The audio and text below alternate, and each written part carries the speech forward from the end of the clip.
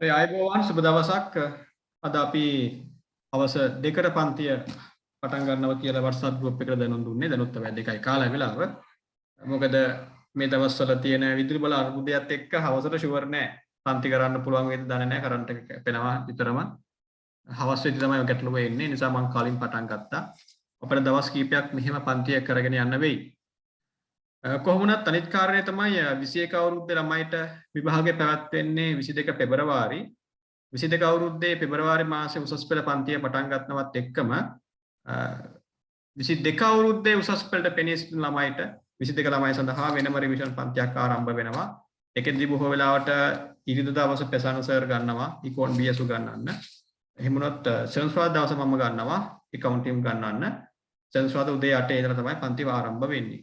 ඒවත් මතක තියාගන්න අපි ලබන අවුරුද්දේ ප්‍රෝග්‍රෑම් එකේ පොඩි වෙනසක් වෙනවා කියලා කලින් මතක් කළා.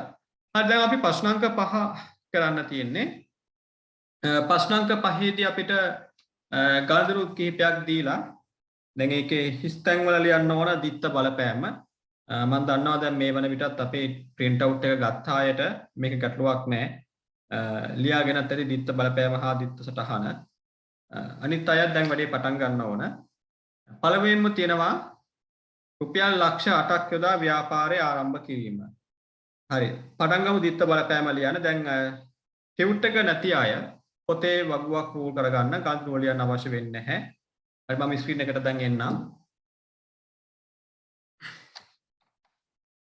ටියුට් එක නැති අය මෙහෙම වගුවක් රූල් කරගන්න. දිනය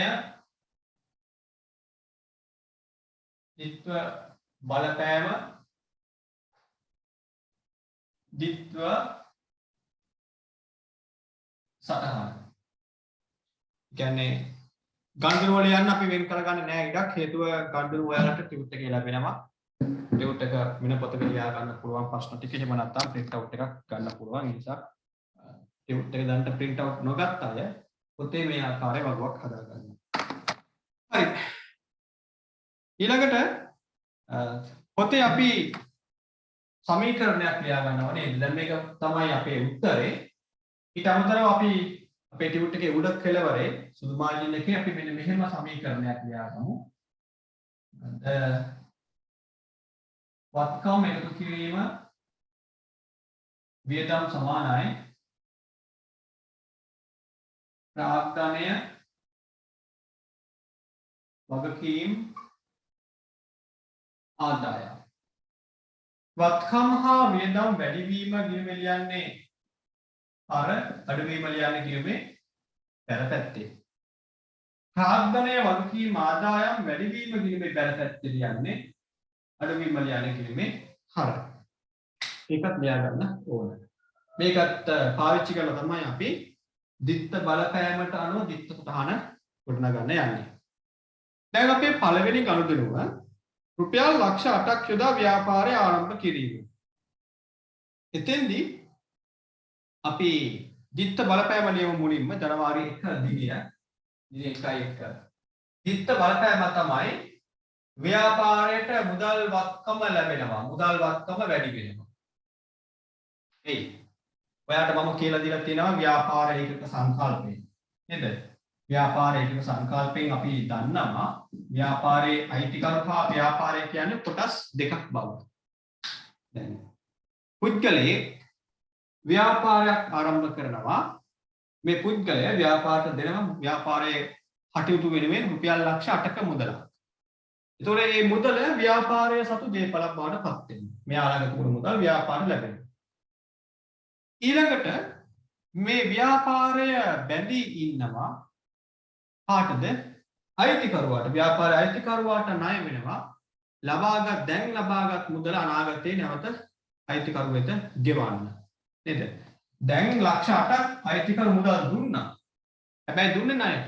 එහෙනම් අයිතිකරුට මුදල් අපිට ගෙවන්න බැඳී ඉන්නවා ව්‍යාපාරයේ විසින්. ව්‍යාපාරයේ විසින් අයිතිකරුවාට ගෙවන්න තියෙන ශේෂයට අපි නමක් කියනවා ගිණුම් කරණයේදී හිමිකම. එහෙනම් ගෙවන්න තියෙන ශේෂය ඒ කියන්නේ හිමිකම වැඩි වෙනවා. ඔන්න දිත්ත බලපෑම.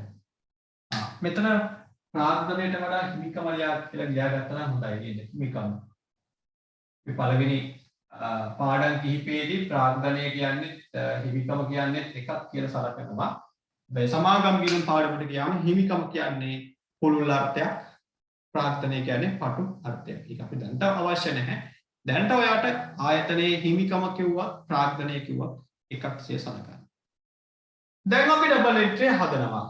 අපි ආයෙත් තවම මට කියනවනේ දිත්ත බලපෑම හදා ගන්න අමාරුයි, දිත්ත සටහන් හදා ගන්න අමාරුයි. ඒ අපි ගණන් හදන්න තියෙන තවම පුරුද්ද මදි නිසා. අනිත් කාරණේ තමයි මම එක නිතරම මතක් කරන දෙයක්. දැන් මේ මම ප්‍රශ්නාංක 5නේ පටන් ගන්නෙ. ප්‍රශ්නාංක 5 හදද්දිත් ඔයාලට මේක ගැටලුවක් නම් ඔයාගේ පරණ ප්‍රශ්න 4 කලින් ප්‍රශ්න 4 මම හිතන්නේ නෑ ඔයා ගෙදරින් තනියම හදලා ඇති කියලා. ඒ කියන්නේ මගෙන් අද දවසේ දැන් අද පන්ති ඉවර වෙද්දී අපි සාකච්ඡා කරලා තියෙන එක ප්‍රශ්නයක් නම් ඒ ප්‍රශ්නයට අදාළ උත්තරේ ඊළඟ දවසේ පන්තියට සහභාගී වෙන්න කලින් වාර දෙකක්වත් හදන්න ඕනේ. ඒ වගේම විශාල ප්‍රමාණයක් ඔන්ලයින් එන්නේ නැහැ රෙකෝඩින් බලනවා. දැන් රෙකෝඩින් බලන අයට කියන්නේ දැන් 4 වෙනි ප්‍රශ්නේ නේද මේ නේ සෝරි මේ ප්‍රශ්නාංක 5. ප්‍රශ්නාංක 5 මේ දැන් සාකච්ඡා කරමින් ඉන්නේ. ඔයාලට ප්‍රශ්නාංක 5 සාකච්ඡා කරද්දී දිත්ත බලපෑම හෝ දිත්ත සහන ගොඩනැගීම අමාරු නම් කරුණාකර මේ වීඩියෝ එක නතර කරලා යන්න පළවෙනි ගණන හදපු වීඩියෝ එකට. පළවෙනි ප්‍රශ්නෙට යන්න. ඒක නාද හදන්න. දෙවෙනි ප්‍රශ්නය හදන්න. තුන්වෙනි ප්‍රශ්නය හදන්න. හතරවෙනි එකත් හදලා තමයි මේ ප්‍රශ්නාංක 5ට එන්න ඕනේ. සතිපතා ගණන් හදන්න ඕනේ. හරිද? දැන් අද පන්ති නතර කරද්දී ගණන් 5ක් නම් නිකන් පස්වෙනි ගණන නම් සාකච්ඡා කළේ. ලබන සතියේ වීඩියෝ එක බලන්න කලින් එකේ ඉඳලා 5 දක්වා ප්‍රශ්න 5ට උත්තර තනියම ආයෙ හදන්න ඕනේ. ඒ හදපු උත්තරේ පන්තියේ උත්තරෙත් එක්ක චෙක් කරලා බලන්නත් ඕනේ. දැන් මගේ පන්තියත් දැන් මම උගන්වද්දී ඔයා උත්තරේ ලියා ගන්නවා. ඒ උත්තරෙත් එක්ක නැවත තවක් ගෙදරදී හදපු ගණන් වල උත්තර හරියද සමානද කියලා චෙක් කරගන්න ඕනේ. එහෙමයි තියෙන්නේ. සතියකට මේ ගණන් 5 හදුවා කියලා ලොකු කාලයක් ගත වෙන විදියක් නෑ. අනිත් එක උසස් පෙළ පන්තියක ඉගෙන ගන්න ළමයෙක්ට මම දන්න තරමින් වෙන කාර්යබහුල තත්ත්වයක් තියෙන්න බෑ.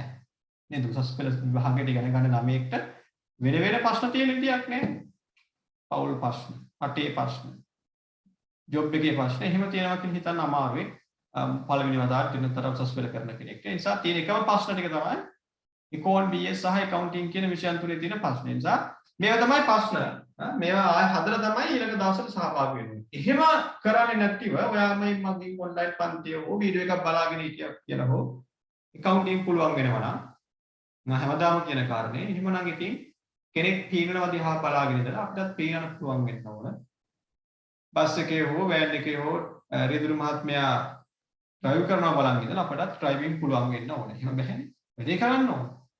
පීනන්න නම් අපි පීනන්න පුරුදු වෙන්න නම් අපි පූල් එකට බහලා ඒක හරියට කරන විදිහ ඉගෙන ගන්න ඕන. නැත්නම් කෙනෙක් පීනනවා බලන් ඉඳලා අපිට පීනන්න පුළුවන් වෙන්නේ නැහැ වගේ තමයි.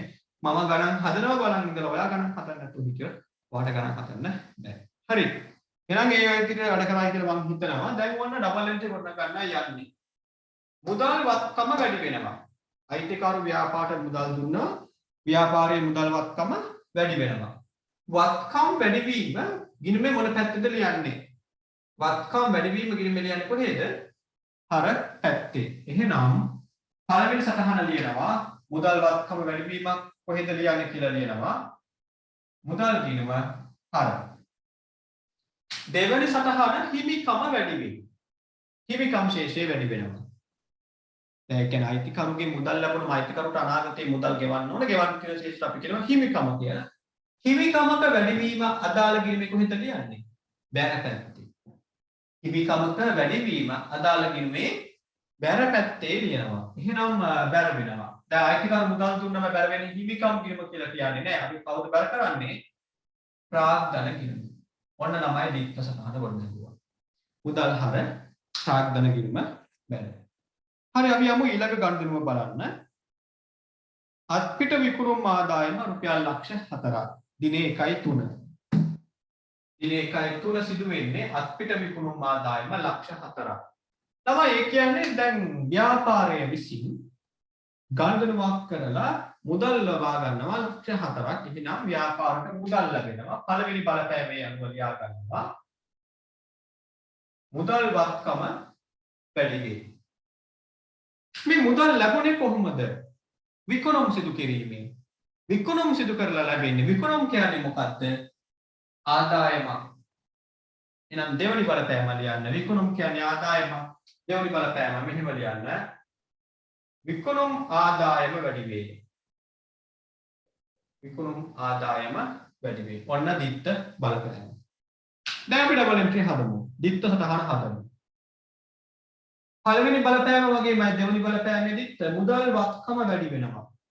මුදල් කියන්නේ වත්කමක්. වත්කමක් වැඩි වීම කොහෙද ලියන්නේ? කිනුමේ හර පැත්තේ ලියන්නේ. එහෙනම් අපි සටහන ලියනවා මුදල් ගිණුම හර. දෙවෙනි බලපෑම විකුණුම් ආදායම වැඩි වේ. බලන්න. ආදායම් වැඩි වීම කොහෙද ලියන්නේ? බැර පැත්තේ. ආදායම් වැඩි වීම ගිණුමේ බැර පැත්තේ ලියන්නේ. එහෙනම් බැර කරන ගිණුමේ නම ලියනවා විකුණුම් ගිණුම බැර. ඔන්න ඩබල් එන්ට්‍රි. ඒ ජනවාරි 3 වෙනිදා සිදු වුණ ගණන්. ඊළඟට යනවා ජනවාරි 5. ජනවාරි 5 තිබෙනවා රුපියල් ලක්ෂ 5ක බැංකු ණය මුදලක් ලබා ගත්තා. රුපියල් ලක්ෂ 5ක බැංකු ණයක් ලබා ගන්නවා. ඒ කියන්නේ දැන් මේ අයිතිකරු විසින් ආරම්භ කළ ව්‍යාපාරයේ ප්‍රයෝජනයට තවත් මුදලක් ගන්නවා බැංකුව කියන ආයතනය. බැංකුව අපේ ව්‍යාපාරයට මුදල් දෙනවා. දැන් පළවෙනි බලපෑම ලියන්න. මුදල් වත්කම වැඩි වේ. මුදල් වත්කම වැඩි වේ. දෙක දෙවෙනි බලපෑම. ඕනම ගණනකට තියෙන බලපෑම් දෙකක් හෝ ඊට වඩා වැඩි ප්‍රමාණයක්. දෙවෙනි බලපෑම මේ මුදල් දුන්නේ බැංකුව විසින් ණයට නේද? අයිතිකරු ව්‍යාපාරයට මුදල් දුන්නේත් ණයට. අයිතිකරුවාට ගෙවන්න තියෙන ශේෂ අපි නමක් කියව හිමිකම කියලා. දැන් ආයතනයට ව්‍යාපාරයට බැංකුවෙනුත් මුදල් ලැබුණා ඒක ලැබෙන්නේ ණයට. එහෙනම් ව්‍යාපාරය දැන් බැංකුවට මුදල් ගෙවන්න බැදී ඉන්නවා. නේද? ව්‍යාපාරය විසින් බැංකුවට මුදල් ගෙවන්න ඕන. ඒ බැංකුවට ගෙවන්න තියෙන ශේෂ අපි කියනවා බැංකු ණය කියන මොකද්ද? වගකීම. එහෙනම් දෙවෙනි බලපෑම ලියනවා බැංකු ණය වගකීම වැඩි වේ. බැංකු ණය නැමැති වගකීම වැඩි වේ. ඔන්න ඩබල් එන්ට්‍රි. දැන් ඔයාලට පුළුවන් ඩබල් එන්ට්‍රි ඒ දිත්ත බලපෑම දැන් අපි ඩබල් එන්ට්‍රි එක හදනවා. ඒකෙදිත් මුදල් වැඩි වෙනවා. මුදල් ගිණුම හරනේ. මුදල් ගිණුම හර. වත්කම් වැඩි වීම හරනේ. දැන් පළවෙනි සටහන. මුදල් ගිණුම හර. දෙවනි බලපෑම බැංකු ණය කියන මොකද්ද? වගකීම වැඩි වෙන්නේ. වගකීම. බලන්න ළමයි. වගකීම් වැඩි වීම කොහෙද ලියන්නේ? බැර. වගකීම් වැඩි වීම බැර. එහෙනම් දැනගෙන කෙනාගේ නම ලියන්න. බැංකු ණය ගිණුම බැර. බැංකු ණය ගිණුම බැර. ඔන්න ජනවාරි 5 වෙනිදා සිදු වුණ ගනුදෙනුව. දැන් ඉස්සරහටම ජනවාරි 7 වෙනිදාට. ජනවාරි 7 අත්පිට ගැනුම් රුපියල් ලක්ෂ 2ක්. අත්පිට ගැනුම්. මොකද මේකේ තේරුම? අත්පිට ගැනුම්. ඒ කිව්වේ ව්‍යාපාරයේ විසින් මුදල් ගෙවා මිලදී ගන්නව මොනවද? භාණ්ඩ තොගයක්. එහෙනම් අපි ලියමු පළවෙනි බලපෑම. බඩු තොග වත්කම වැඩි වේ. ඒ කියන්නේ ආයතනයේ විකිණීම සඳහා භාණ්ඩ මිලදී ගන්නවා. අපි ඒකට කියනවා අත්පිට ගැනුම් කියලා. අත්පිට කියන්නේ මුදල් ගෙවා කියන එක. එහෙනම් ආයතනය මොකද කරේ? මුදල් ගෙවුවා. ගෙවලා තමයි භාණ්ඩ තොගයක් ගත්තේ. එහෙනම් දෙවෙනි බලපෑම මුදල් වත්කම අඩු වේ. මුදල් වත්කම අඩු වේ. අද ඩබල් එන්ට්‍රි. වත්කමක් වැඩි වෙනවා. බලන්න මේ බෝඩ් එක. වත්කමක් වැඩි වෙනවා නම් මේ වත්කම් ගිණුම මොකද වෙන්නේ? හර. මොන වත්කම් ගිණුමද? බඩු තොගේ වැඩිවීම අපි සටහන් කරන්නේ බඩු තොග ගිණුමේ නෙමෙයි. නේද දැන්? විකුණුම් වැඩි වුණා කියවම විකුණුම් බැර කරා. මුදල් වැඩි වුණා කියවම මුදල් හර කරා. ඒ නමින්ම ගිණුම ආරම්භ කළා. දැන් මෙතන මම දිත්ත බලපෑමට කියන්නේ තොග වත්කම වැඩි වෙනවා කියලා. තොග වත්කමේ වැඩිවීම තොග ගිණුමට නෙමෙයි හර කරන්නේ. කොහටද? ගැනුම් ගිණුමට හර කරනවා. එහෙනම් ලියන්න ගැනුම් ගිණුම හර. ගැනුම් ගිණුම හර. ඒකෙදි ළමයි මුදල් වත්කම අඩු වෙනවා. වත්කමක් අඩු වෙනවා නම් ඒ වත්කම් ගිණුම මේක කොහෙද ලියන්නේ? වත්කම් අඩු වීම බැර නේද? වත්කම අඩුවීම අදාළ කිරීමේ කොහෙද ලියන්නේ? බැර පැත්තේ. එහෙනම් කියන්නේ බැර වෙන කෙනාගේ නම. මුදල් කිරීම බැර. ඔන්න ඩබල් එන්ට්‍රි. හරි. යමු 1.7න් පසු 1.10ට. 1.10 ණයට විකුණුම් ආදායම රුපියල් 60000ක්. ණයට විකුණුම්. ඒ කිව්වේ අපි භාණ්ඩ අලෙවි කිරීම කරනවා අපට මුදල් දුන්නේ නැහැ ඒ ගන්ධනකරුවා. පසුව මුදල් ගෙවන්නම් කියලා අපෙන් භාණ්ඩ මිලදී ගන්නවා. දැන් මෙතන ආදායමක් තියෙනවා 60000ක. දැන් අපිට මුදල් ගෙවන්න පොරොන්දු වුණා කෙනාට කියනවා ණය ගැතියෙක් කියලා. එයා අපට වත්කමක්. එහෙනම් පළවෙනි බලපෑම ලියනවා. ණය ගැති වත්කම වැඩි වේ. දෙවෙනි බලපෑම ලියනවා විකුණුම් ආදායම වැඩි වේ. අපට මුදල් ගෙවන්නම් කියලා අපෙන් භාණ්ඩ මිලදී ගන්න අය ණය ගැති ඔසේ සලකනවා. අනාගතේ මුදල් අපිට ගෙවන්න බැඳී ඉන්න කෙනා. වත්කම. එයාගෙන් ලැබෙන්න තියෙන විශේෂයක් ඒක අපිට වත්කම. ඒ වගේම අපි ඉගෙන ගත්තා උපලබ්ධි සංකල්පය. උපලබ්ධි සංකල්පයට අනුව භාණ්ඩ අලෙවි කරලා මුදල් නොලැබුණත් භාණ්ඩ අලෙවි සිදු කරලා ඉවරයිනේ. ඔයාගේ ආයතනයේ භාණ්ඩ කෙනෙක් අරගෙන ගියා. එහෙනම් ඔයා විසින් විකුණුම් ක්‍රියාවලිය සිදු කරලා අවසන්.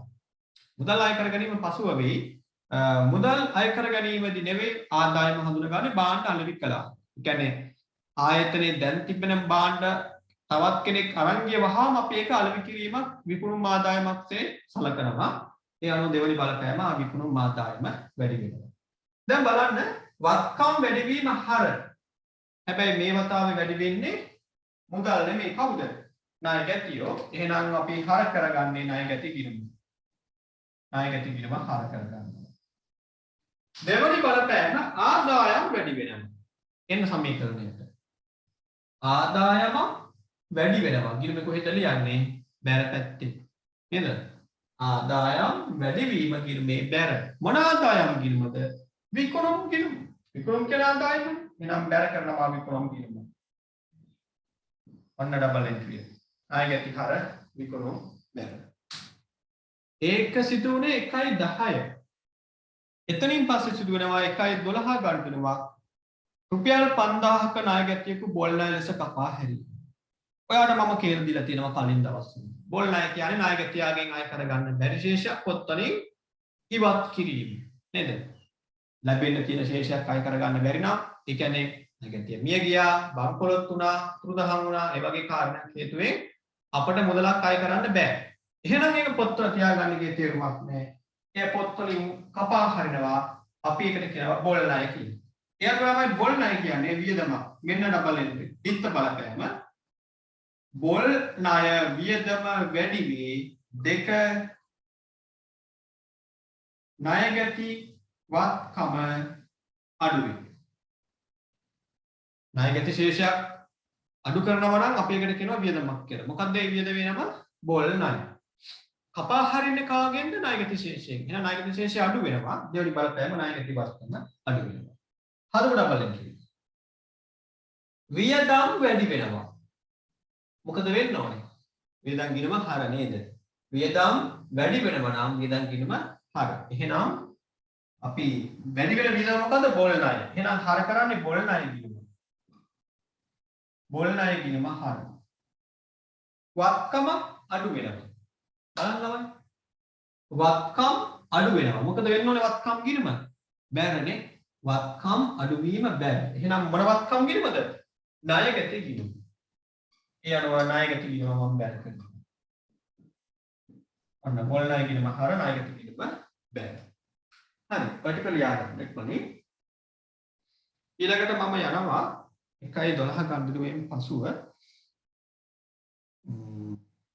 1.15 වෙනිදා. 1.15 තිබෙනවා ව්‍යාපාරයේ ප්‍රයෝජනයේ රුපියල් 60000ක ලීබඩු හිමිකරුගේ පෞද්ගලික මුදලින් මිලදී ගැනීම. 1.15. දැන් ව්‍යාපාර ඒකක සංකල්පයට අනුව ව්‍යාපාරය කියන්නේ පුද්ගලෙක්, හිමිකරු කියන්නේ තවත් පුද්ගලෙක්. පාර්ශවයන් දෙකක්. අපි වැඩ කරන්නේ ව්‍යාපාරයේ පැත්තෙන් හිතලා. ව්‍යාපාර තමයි අපි තොරතුරු වාර්තා කරන ඒකකය. එයා වෙනුවෙන් තමයි වැඩ කරන්නේ. දැන් ව්‍යාපාරයට 60000ක ලී බඩු ලැබෙනවා අයිතිකරුගෙන්. කියන්නේ මේ 60000ට ව්‍යාපාරයේ මුදල් සම්බන්ධ වෙන්නේ නැහැ. අයිතිකරු එයාගේ පෞද්ගලික මුදල් වැය කරලා 60000ක ලී බඩු මිලදී ගන්නවා. ඒ මිලදී ගත්ත ලී බඩු ටික ව්‍යාපාරයේ ප්‍රයෝජනයට ව්‍යාපාරයට ගෙනත් දෙනවා.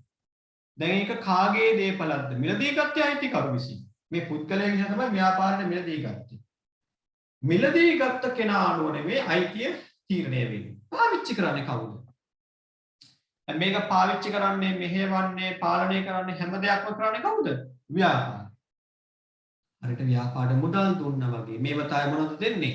ලී බඩු දෙනවා. එහෙනම් පළවෙනි බලපෑමට ලියා ගන්න දිනේ 1.15 1.15 ලියා ගන්න පළවෙනි බලපෑම ලී බඩු වත්කම වැඩි වීම. ලී බඩු වත්කම වැඩි වීම. දෙවනි බලපෑම ඒකත් දුන්නේ අයිතිකරු විසින්. අයිතිකරු ව්‍යාපාරයට ලී බඩු දෙන්නේ අර මුදල් දුන්නා වගේම තමයි ණයට දෙන්නේ. අනාගතයේදී මේ ලී බඩු වටිනාකම අයිතිකරුට අපි ගෙවන්න ඕන. අපි කිව්ව ව්‍යාපාරය විසින්. එහෙනම් අපි මේක සලකනවා ව්‍යාපාරයට අයිතිකරු විසින් අතිරේක ප්‍රාග්ධනයක් ඇතිවීමක් ලෙස. ඒ අනුව ලියා ගන්නවා දෙවනි බලපෑම හිමිකම වැඩි වේ. ඔන්න තමයි බලපෑම දෙක. පළවෙනි බලපෑම ලී බඩු වත්කම වැඩි වේ. දෙවනි බලපෑම හිමිකම වැඩි වේ. දැන් අපි ඩබල් එන්ට්‍රි නිර්මාණය කරමු. අයිතිකරුගෙන් ලී බඩු ලැබුණා. ව්‍යාපාරයේ ලී බඩු වත්කම වැඩි වුණා. වත්කම් වැඩි වීම මොකද වෙන්නේ? හරනේ. වත්කම් වැඩි වීම හර. මේ වතාවේ හර වෙන්නේ කවුද? ලී බඩු ගිණුම. එහෙනම් පළවෙනි සටහන. ලී බඩු ගිණුම හර. දෙවැනි එක හිමිකම වැඩි වේ. හිමිකමක වැඩි වීම අදාළ හිමිකම් ගිණුම එළියන්නේ බැරපැත්තේ. ප්‍රාග්ධන ගිණුම බැරපැත්තේ. අපි සාමාන්‍ය ළමයි ප්‍රාග්ධන ගිණුම ආරම්භ කළාට හිමිකම් ගිණුමක් කියලා ගිණුමක් ආරම්භ කරන්නේ නැහැ. ඒ නිසා අයිතිකරු යොදවන මුදල් ප්‍රාග්ධන ගිණුමේ සටහන් කරනවා. ඔයා හිමිකම කියන්නේ ප්‍රාග්ධනය කියන්නේ එකක් බව දැනටමත් දන්නවා. 1.15 පසුව යනවා 1.20ට. 1.20 හිමිකරු සිදු කළ භාණ්ඩ ගැනීම රුපියල් 5000. අයිතිකරු ව්‍යාපාරයට දෙයක් දුන්නොත් මෙන්න බලපෑම. අදාළ වත්කම වැඩි වෙනවා, හිමිකම වැඩි වෙනවා. දැන් මොකද කරන්නේ? අයිතිකරු ව්‍යාපාරයෙන් භාණ්ඩ ගන්නවා. භාණ්ඩ කිව්වේ අර විකුණන්න තියාගෙන තියෙන බඩු තොග. විකිණීම වෙනුවෙන් එකතු කරගත්ත භාණ්ඩ වලින් කොටසක් අයිතිකරු ගෙදර අරගෙනවා. එයාගේ පාවිච්චියට. දැන් එතෙන්දි වෙන්නේ අර ගෙවන්න තියෙන ශේෂය අඩු වෙනවා. නේද? අයිතිකරු මෙයා ව්‍යාපාරයට දෙයක් දුන්නම ඒක අනාගතයේ ගෙවන්න තියෙනවා කියලා ලියාගත්තනේ ණය මුදලක් තියෙනවා කියලා. ඒකට අපි කොහොමද හිමිකම කියන්නේ? හිමිකම කියන්නේ ව්‍යාපාරයේ විසින් අයිතිකරුවාට ගෙවිය යුතු අගය. ඉතින් අයිතිකරු සම්පත් ව්‍යාපාරයේ පැත්තෙන් ගනිද්දි මෙයා ඇවිල්ලා ව්‍යාපාර දේවල් එයාගේ පෞද්ගලික වලට ගන්නවා. අර ගෙවන්න තියෙන ශේෂය මොකද වෙන්න ඕනේ? අඩු වෙන්න ඕන. එහෙනම් විස්තර නේද? පළවෙනි බලපෑම ලියා ගන්න. හිමිකම අඩු වේ. හිමිකම අඩු වේ. අයිතිකරු ව්‍යාපාරයෙන් භාණ්ඩ ගත්තම හිමිකම අඩු වේ. භාණ්ඩ ගැනීම කරන්නේ මොනවත්කමද අඩු වෙන්නේ? මුදල් අඩු වෙන්නේ නැහැ නේ. ගබඩාවේ තිබුණු බඩු ටිකක් නේ අරන් ගියේ. එහෙනම් දෙවෙනි බලපෑම ලියා ගන්න. බඩු තොග වත්කම අඩු වේ. බඩු තොග වත්කම අඩු වේ. ඔන්න බලපෑම දෙක. දැන් දිත්ත සටහන හදන්න ඕන. හිමිකම වැඩි වීම බැර. මේ බැර කරන්නේ නේද? හිමිකම වැඩි වෙනවා ප්‍රාග්ධන ගිණුම බැර කරනවා. දැන් හිමිකම අඩු වෙනවා. හිමිකම අඩු වීම හර.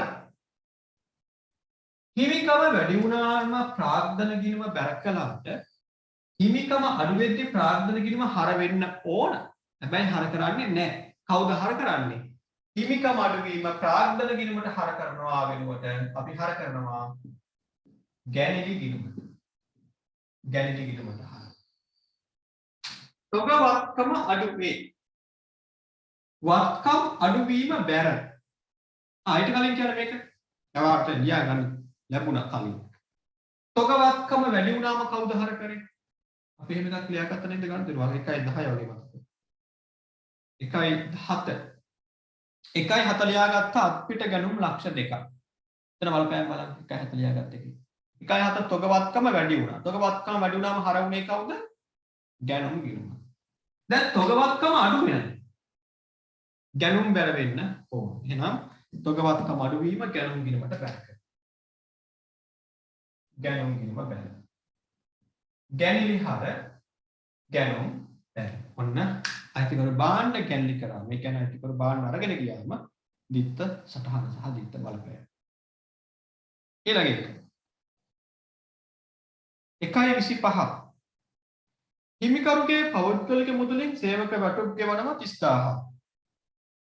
ජනවාරි 25 අයිතිකරු සේවකයන්ගේ වැටුප් ගෙවනවා.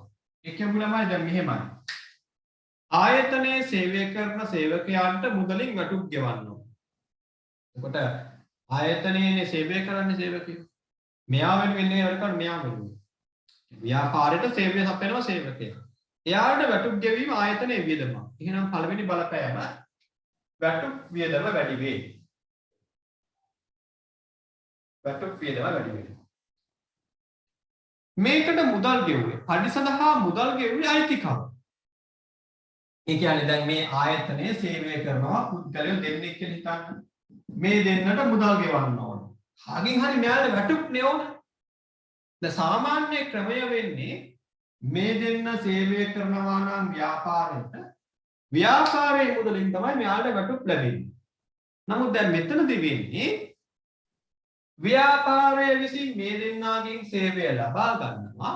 හැබැයි ඒකට මේ දෙන්නට අදාළ වැටුප අයිතිකරු විසින් ගෙවුවා.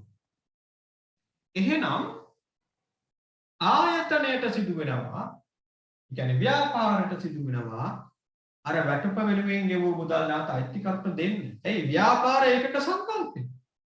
ව්‍යාපාර ඒකක සංකල්පය අනුව මෙයා දරන්න වියදම් සඳහා මෙයා මුදල් ගෙවුවොත් ඒක ව්‍යාපාරයේ විසින් අයිතිකරුවාට නැවත පියවන්න ඕන. හරියට ඔයාගේ ව්‍යාපාරයේ සේවකයන්ගේ වැටුප ඔයාගේ දෙමව්පියෝ ගෙවුවොත් මොකද වෙන්නේ? ඔයා ව්‍යාපාරයක් කරගෙන යනවා. ඒ ව්‍යාපාරේ වැඩ කරන සේවකයන්ට වැටුප ගෙවනවා ඔයාගේ දෙමව්පියෝ. ඒ දෙමව්පියෝගේ වියදමක් වෙන්න බෑනේ. එහෙනම් ඔයාගේ ව්‍යාපාරයේ මුදලින් දෙමව්පියන්ට කවදා හරි අර ගෙවු පඩි ආයෙ දෙන්න ඕන. ඒ වගේ දෙයක් මෙතන වෙන්නේ. එහෙනම් දෙවනි බලපෑම හිමිකම වැඩි වේ. හිමිකම වැඩි වේ. ඇයි? ආයතනය විසින් අයිතිකරුවාට ගෙවන්න තියෙන ශේෂය කියන්නේ හිමිකම. ඔන්න බලපෑම මේක. ටැබල් එක හදමු. වියදම් වැඩි වෙනවා. අර මේ බෝඩ් එක. වියදම් වැඩි වෙනවා නම් වියදම් කින මොකද වෙන්න ඕන? හර. වියදම් ඉහළ යාම හර. මොන වියදම් කිනමද? වැටුප් කිනම. එහෙනම් හර කරන්න වැටුප් කිනම. වැටුප් කිනම හර. දෙවෙනි බලපෑම හිමිකම වැඩි වෙනවා. හිමිකම වැඩි වීම අදාළ ගිණුමේ බැර මෙයාට බැර වෙන්නේ ප්‍රාර්ථන ගිණුම. යනවා ප්‍රාර්ථන ගිණුම. ඔන්න ඩබල් එන්ට්‍රි. හරි අපි යමු ඉස්සරහට.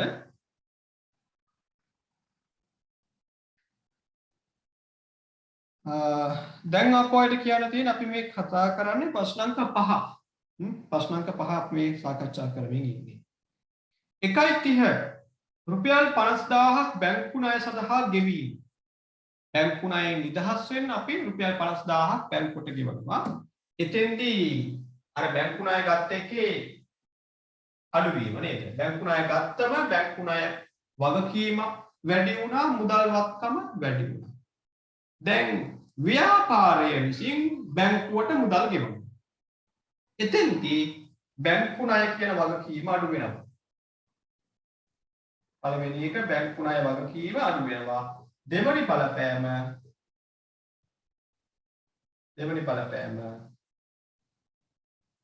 මුදල් වත්කම අඩු වෙනවා. ඔන්න බලපෑම් දෙක.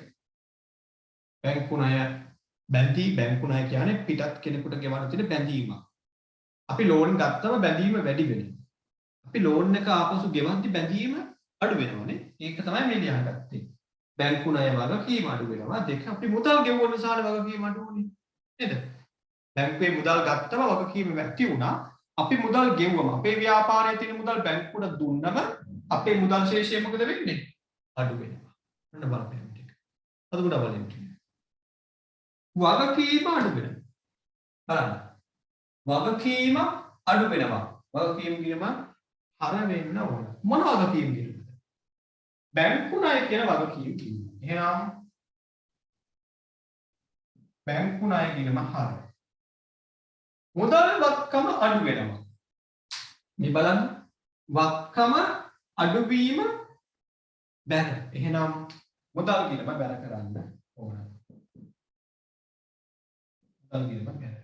හරි. ඔන්න 1.30 ගනුදෙනුවත් අපි වාර්තා කළා. අවසාන ගනුදෙනුව 1.31. බැංකු ණය සඳහා රුපියල් 40000ක් හිමිකරුගේ පෞද්ගලික මුදලින් ගෙවී.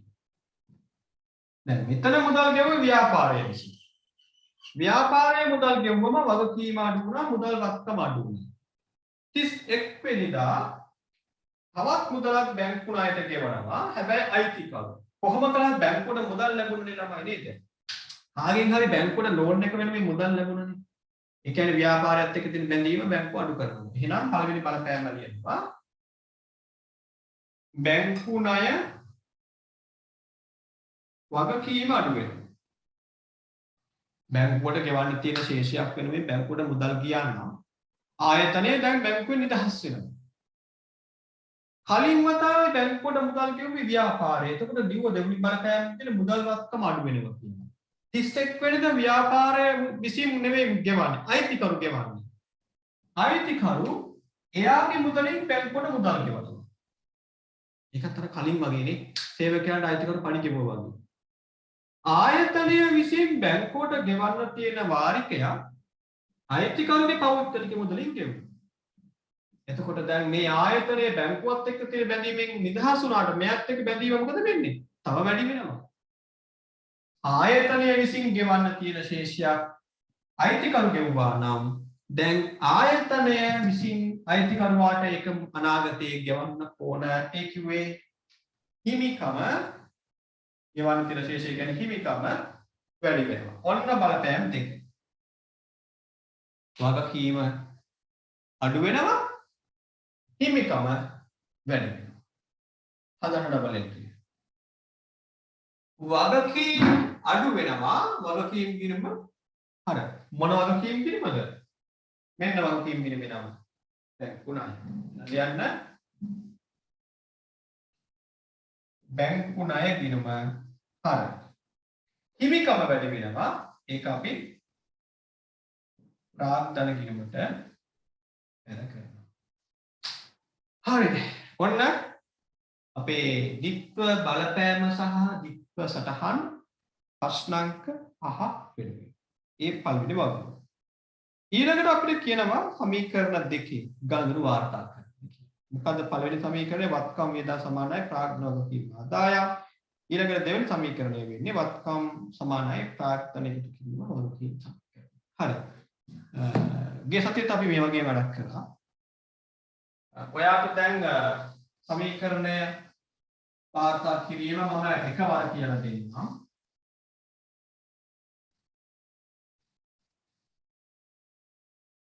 එතකොට මේ දෙකේ වෙනස්කම් එක්කම යට අවබෝධ කරගන්න පුළුවන්.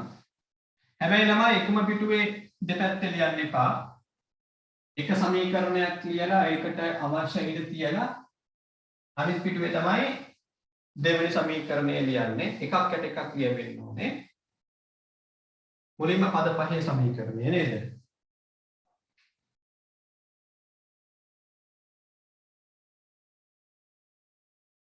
වත්කම් එකතු කිරීම වියදම් සමානයි ප්‍රාග්ධනය වගකීම් ආදායම් රුපියල් 1000. දැන් මේකට ඉඳ තියාගන්න රෝල් 20ක් විතර ඉඳ තියාගෙන රෝල් 20ක් පහලින් දෙවෙනි සමීකරණය ලියන්න. වත්කම් සමානයි ප්‍රාග්ධනය නැත්නම් හිමිකම් කිව්වත් ගැටලුවක් නැහැ. එකතු කිරීම වගකීම. කොටස් දෙකකට මම බෝඩ් එක බෙදාගත්තා. ඒ වගේ වන් පොතේ එකක් උඩින් ඉඳ තියලා පහලින් දෙවෙනි සමීකරණය. හරි. එහෙනම් ප්‍රශ්න අංක 5 පළවෙනි ගණනුව වාර්තා කරමු. නැත්නම් මම පොඩි ලාවක් දෙන්නම්. ප්‍රශ්න අංක 5. ඔයා දැන් මෙහෙමයි ළමයි අර වගුව බලාගත්තම ලෙහෙසි. වගුව දිත්ත බලපෑම තියෙනවනේ. ඒ දිත්ත බලපෑම බලාගෙන ඒ විදිහට ඔයා ඒකෙන් අදහසක් ගන්න පුළුවන් සමීකරණය කොහොමද ඉලක්කම් දක්වන්නේ කියලා. මම ඔයාලට විනාඩි 5ක වගේ කාලයක් දෙන්නම්. මේ සමීකරණය ඉවර කරන්න එකක් ඉවර කරගන්න. දෙකම එකවර කරන්න කිව්වොත් ඒවට පැටලෙන්න පුළුවන්. නිසා වත්කම් දින සමානයි ප්‍රාග්ධනකගේ ආදායම් සමීකරණයේ දිත්ත බලපෑම දක්වන්න අර වගුවත් උදව් කරගන්න. වගුවේ දිත්ත බලපෑම කියන දිත්ත සටහන නෙමෙයි මැද තියෙන එක. දිත්ත බලපෑම කියන තීරුවෙන් උදව්ව ගන්න පුළුවන්. හරි. වැඩේ පටන් ගන්න. මම වැඩි 5කින් හදන්න පටන් ගන්නවා. හරි දැන් මම ප්‍රශ්න අංක 5 සමීකරණ දෙකේ වාර්තා කරලා පෙන්නනවා. උත්තර දෙකක් එකවර කරනවා. පළවෙනිවට තියෙනවා ලක්ෂ 8කින් ව්‍යාපාරය ආරම්භ කිරීම. දැන් වාගේ වගුවේ තියෙනවා දිත්ත බලපෑම මුදල් වැඩි වෙනවා ප්‍රාග්ධනය වැඩි වෙනවා. නේද? ඒක ලියනවා. දිනය ජනවාරි 1 මුදල් කියන්නේ වත්කමක් වත්කමට එකතු කරනවා ලක්ෂ 8ක් දෙවනි බලපෑම හිමිකම වැඩි වෙනවා ඒක ප්‍රාග්ධනයට එකතු කරනවා. ප්‍රාග්ධනය කියන්නේ හිමිකම්සේ සලකනවා. දැන් දෙවනි උත්තරය ගත්තොත් දෙවනි සමීකරණය ගත්තොත් ඒකෙදි වත්කම් තියෙනවා. එහෙනම් වත්කම් වලට එකතු කරනවා ලක්ෂ 8ක් ප්‍රාග්ධනයට එකතු කරනවා ලක්ෂ 8ක්. ඔන්න බලපෑම් දෙක. 1.3 අත්පිට විකුණුම් ආදායම ලක්ෂ 4ක්. අත්පිට විකුණුම් ආදායමේ දිත්ත බලපෑම බැලුවොත් පළවෙනි එක මුදල් වත්කම වැඩි වෙනවා. දෙවනි බලපෑම ආදායම වැඩි වෙනවා. අපිට පද පහේ සමීකරණයේ ආදායම් තීරුවක් තිබෙනවා. එතෙන්ට ලක්ෂ 4 ගෙනාවා. අර වගුව බලාගෙන කරන්නේ හරිය ලිහිසි. වත්කම වැඩි වුණා ආදායම වැඩි වුණා කියලා ලියාගත්තා. ඒ ආකාරයට දිත්ත බලපෑම සමීකරණය පෙන්වනවා. හැබැයි මූලික සමීකරණයේදී අපට වත්කම් තියෙනවා. වත්කම් වලට ලක්ෂ 4 එකතු කරලා පෙන්වන්න පුළුවන්. ආදායම් තීරුවක් නැහැ. ආදායම් වැඩිවීම ආදායම් තීරුවක් නැත්නම් අපි ප්‍රාග්ධනයට එකතු කරලා පෙන්වනවා. ඔන්න අත්පිට විකුණුම් මෙතන ලියන විදිය සහ මෙතන ලියන විදිය පොඩි වෙනසක් තියෙනවා. ඒ පද පහේ සමීකරණය හා පද තුනේ සමීකරණ අනුව වෙනස් වෙනවා. 1.5 රුපියල් ලක්ෂ 5ක බැංකු ණය මුදලක් ලබා ගන්නවා. බලන්න බලපෑම මුදල් වත්කම වැඩි වෙනවා. ඔන්න ඒක වාර්තා කළා. දෙවැනි එක බැංකු ණය කියන වගකීම වැඩි වෙනවා. ඔන්න දෙවැනි බලපෑම වාර්තා කළා. මුදල් වත්කම වැඩි වෙනවා. බැංකු ණය වගකීම වැඩි වෙනවා. දැන් අපි ජනවාරි 5 ගණන්දරුව ඊළඟ සමීකරණයට ගත්තොත් ඒකෙත් මුදල් වත්කම වැඩි වීම මෙතනින් පෙන්වන්න පුළුවන්. ඊළඟට බැංකු ණය වගකීම වැඩි වීම මෙන්න මෙතනින් පෙන්වන්න පුළුවන්. අන්න වගකීම වැඩි වීම. ඒකේ වෙනසක් වෙන්නේ නැහැ නේ. ටැබ් දෙකේදී මේකම ආකාරයට වාර්තා කරනවා. 1.7 අත්පිට ගැනුම් ලක්ෂ 2ක්. බලන්න ඔයාගේ දීප්ත බලපෑම. ඔයා ලියාගත්ත දීප්ත බලපෑමේ තියෙන අත්පිට ගැනුම් ලක්ෂ 2යි කිව්වම තොග වත්කම වැඩි වේ, මුදල් වත්කම අඩු වේ. දෙකම වත්කම. එහෙනම් මෙන්න ළමයි තොග වත්කම වැඩි වීම. මෙන්න මුදල් වත්කම අඩු වීම. ඒ අගයන් දෙකම වත්කම් තීරුවේ හැබැයි රූල් දෙකකට. රූල් දෙකකට ලියුවේ. මෙන්න මෙතනට ආවම 1.7 හිත අර විදියටමයි නේද? තොග වත්කම වැඩි වුණා, මුදල් වත්කම අඩු වුණා. එකම ආකාරයේ සමීකරණ දෙකේම උත්තරේ දෙන්නුම් කළා. 1.7න් පසුව තිබෙනවා 1.10. 1.10 ණයට විකුණුම් ආදායම 60000. ණයට විකුණුම් කරාම පළවෙනි බලපෑම ඔයාගේ පොතේ තියෙනවා මොකද්ද? ණය ගැතිවත්කම වැඩි වීම. පළවෙනි බලපෑම ණය ගැතිවත්කම වැඩි වීම. දෙවෙනි බලපෑම විකුණුම් ආදායම වැඩි වීම. නේද? ණය විකුණුම් කරාම විකුණුම් ආදායම වැඩි වෙනවා. එහෙනම් ආදායම් කියනකොට මේ 60 කිනා. වත්කම් වලට 60ක් එකතු කළා ඒ ණය ගැතියන්ගේ වැඩි වීම. ආදායම් වලට 60ක් එකතු කළා ඒ තමයි විකුණුම් ආදායමේ වැඩි වීම. දැන් මේ බලපෑම කොහොමද පද තුනේ සමීකරණය අපි කියන මේකට මූලික ගිණුම් සමීකරණේ වාර්තා කරන්න කියලා බලමු. පළවෙනි බලපෑම ගැටලුවක් නැහැ. වත්කම් වැඩි වෙනවනේ නේද? එහෙනම් මම වත්කම් වලට එකතු කරනවා 60. විකුණුම් ආදායම වාර්තා කරන්නේ කොහොමද? ආදායම් කීරුවක් නැත්නම් ආදායම් වැඩි වීම ලියනවා කොහෙද? ප්‍රාග්ධනයට එකතු කිරීමක් ලෙස. ඔන්න විකුණුම් ආදායම වැඩි කරා. 1.12 රුපියල් 5000ක ණය ගැතියක බොල් ණය ලෙස කපා හැරීම. ණය ගැතිය බොල් ණය වශයෙන් කපා හරිද්දී දීර්ඝ බලපෑම ලියාගත්තා. බොල් ණය වියදම වැඩි වෙනවා ණය ගැති ශේෂය අඩු වෙනවා කියනවා. එහෙනම් මෙන්න තමයි වේදන් තීරුව. වේදන් තීරුවට එකතු කරන්න 5. ණය ගැතිවත්කමෙන් අඩු කරන්න 5. අන්න බලපෑම් දෙක. වියදම් වැඩි වෙනවා ණය ගැතිවත්කම අඩු වෙනවා. දැන් ඒක කොහොමද පද තුනේ සමීකරණේ ලියන්නේ? වියදම් තීරුවක් නැහැ. වියදම් තීරුවක් නැත්නම් ආදායම් හා වියදම් ගලපන්නේ කොහෙද? ප්‍රාග්ධනයට. ආදායම් වැඩි වෙන විට ප්‍රාග්ධනයට එකතු වුණා. වියදම් එකතු වෙන්නේ නැහැ. වියදම් මොකද වෙන්නේ? ප්‍රාග්ධනයේ අඩු වෙනවා. ඔන්න වියදම් වැඩි වීම. දෙවෙනි බලපෑම ණය ගැතිවත්කම අඩු වෙනවා. ඒක හරියනවා මේ බලන්නවා මේ පැත්තේ. මේ බෝඩ් එක බලන්න. දැන් මෙතන වියදම් වැඩි වෙනවා කියන ලියාගත්තේ. මේ 5 සමාලකුණේ මේ පැත්තට આવත් මොකද වෙන්නේ? ඍණ වෙනවනේ. නිකිල පාඩම. මේ පැත්තෙන් ඉද්දි ධන ලකුණක් විදිහට තියෙන්නේ මේ 5 ඉදිරි. සමාලකුණේ මේ පැත්තේ එක ලියද්දි මොකද වෙන්නේ? ඍණාංගයක් බවට පත් වෙනවා. අන්න ඍණ මාරු වෙනවා. ඒක තමයි මෙතන සිදු වුනේ. ආදායම් මේ පැත්තේ ප්ලස් ලියුවේ. මේ පැත්තේ ලියන්න ඕන එකක් තවත් තැනක ලියුවත් ඒත් ප්‍රශ්නේ නේද? ආදායම් කීරුවේ ලියුවත් ධන ලකුණක් නම් ඒක ප්‍රාග්ධනයේ ලියුවත් මොකද වෙන්නේ? ධන ලකුණ. ඒ නිසා තමයි ආදායම් වැඩි වෙන විට ප්‍රාග්ධනයට එක එකතු කරන්නේ. දැන් වියදම් තියෙන්නේ ප්‍රාග්ධනයේ පදේ අනිත් පැත්තේ. මේ පැත්තේ ලියන්න ඕන වියදම් පදේ මේ පැත්තේ ප්‍රාග්ධනය ගලපද්දී ඒක ප්‍රාග්ධනයේ අඩුවීමක් වශයෙන් ලියගත්තා. එකම බලපෑම. හැබැයි පද 90 පද 5 සමීකරණේ හා පද 3 සමීකරණේ වාර්තා කරන ආකාරයේ පොඩි වෙනසක් තියෙනවා. මොනවද? ආදායම් හා වියදම් දක්වන විට පමණක්. 1.12 පසු 1.15 ව්‍යාපාරයේ ප්‍රයෝජන 60000ක ලීබඩු ගන්නවා ව්‍යාපාරයේ ඇතිකරුගේ මුදලින්. පළවෙනි බලපෑම බලන්න ආගේ පොතේ ඔයා ලියාගෙන තියෙන පළවෙනි බලපෑම මොකද්ද ළමයි? ලීබඩු වත්කම වැඩි වෙනවා කියලා නේ මෙන්න වැඩි කළා.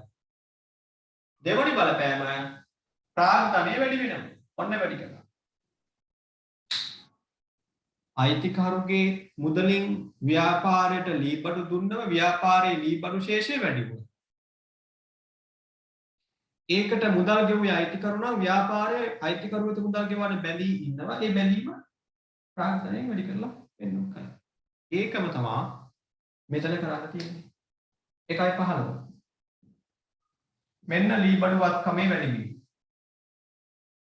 මෙන්න ප්‍රාග්ධනයේ වැඩි වීම. දෙකම ඇට බැකින් වැඩි වුණා.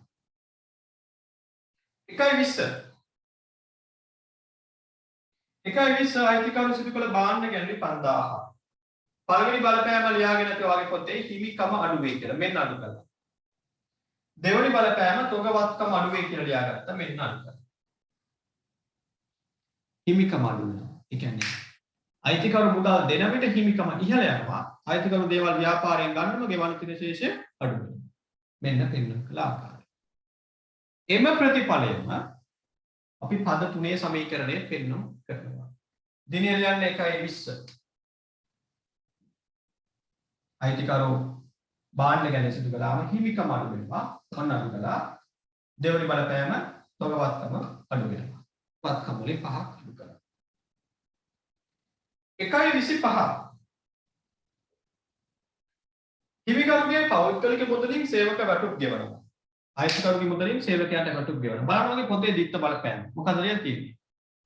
වැටුප් වියදම වැඩි වේ, ප්‍රාග්ධනය වැඩි වේ. වැටුප් වියදම වැඩි වෙනවා. එහෙනම් වැටුප් වල එකතු කරන්න 30ක්. මෙන්න 30ක් වැඩි කරනවා. දෙවෙනි බලපෑම හිමිකම වැඩි වෙනවා. ඔන්න වැඩි කරනවා. අයිතිකරුගේ මුදල් දුන්නේ. අයිතිකරු මුදල් දුන්නා නම් ව්‍යාපාරේ මුදල් අඩු වෙන්නේ නැහැ නේද? ව්‍යාපාරේ විසින් මුදල් ගෙවුවා නම් මුදල් වත්කම අඩු වුණා වැටුප් වියදම වැඩි වෙනවා. මෙතන එහෙම නෙමෙයි. ආයතනයේ සේවකයාට වැටුප් ගෙවන්නේ ව්‍යාපාර අයිතිකරු විසින්. එහෙනම් ඒක අයිතිකරුවට ගෙවන්න තියෙන ශේෂය වැඩි වෙනවා. දැන් කොහොමද මේ බලපෑම මෙතන පෙන්නන්නේ? ජනවාරි 25. පළවෙනි බලපෑම මොකද්ද? වැටුප් වියදම වැඩි වේ. වියදම වැඩි වෙද්දි මොකක්ද වෙනවනේ ප්‍රාග්ධනය? දැන් පද තුනේ සමීකරණය අපි ඉන්නේ. පද තුනේ සමීකරණයේ ප්‍රාග්ධනය මොකද වෙන්නේ? අඩු වෙනවනේ. 30කින් අඩු වෙනවා. දෙවෙනි බලපෑම ප්‍රාග්ධනය වැඩි වෙනවා. හිමිකම වැඩි වෙනවා. ඔන්න. මේ ඍණ 30න් කියන්නේ වැටුප් කියන වියදම. මේ වගේන් කියන්නේ අයිතිකරු සපයපු මුදල අයිතිකරු ගෙවන්න තියෙනවා කියලා ලියගත්තා. 1.25 A 1.30 50000ක් බැංකු ණය සඳහා ගෙවනවා. ආයතන විසින් මුදල් ගෙවනවා බැංකුවට. එහෙනම් 1.30 පළවෙනි බලපෑම බලනවා වගේ පොතේ වගකීම් අඩු වෙනවා. ඔන්න අඩු කරනවා. දෙවෙනි එක වත්කම් අඩු වෙනවා. මෙන්න මේ පැත්තෙන් අඩු කරලා පෙන්නනවා.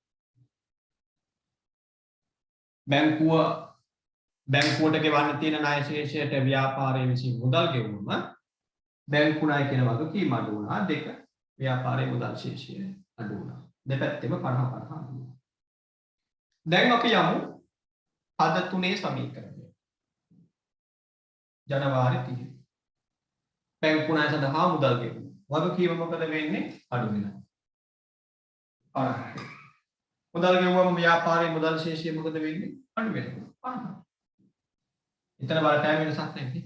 දෙකම එක වගේ. ජනවාරි 31 මොකද වෙන්නේ? බැංකු ණය සඳහා 40000ක් හිමිකරුගේ පෞද්ගලික මුදලින් ගෙවනවා. නැවත බැංකුවට මුදල් ලැබෙනවා.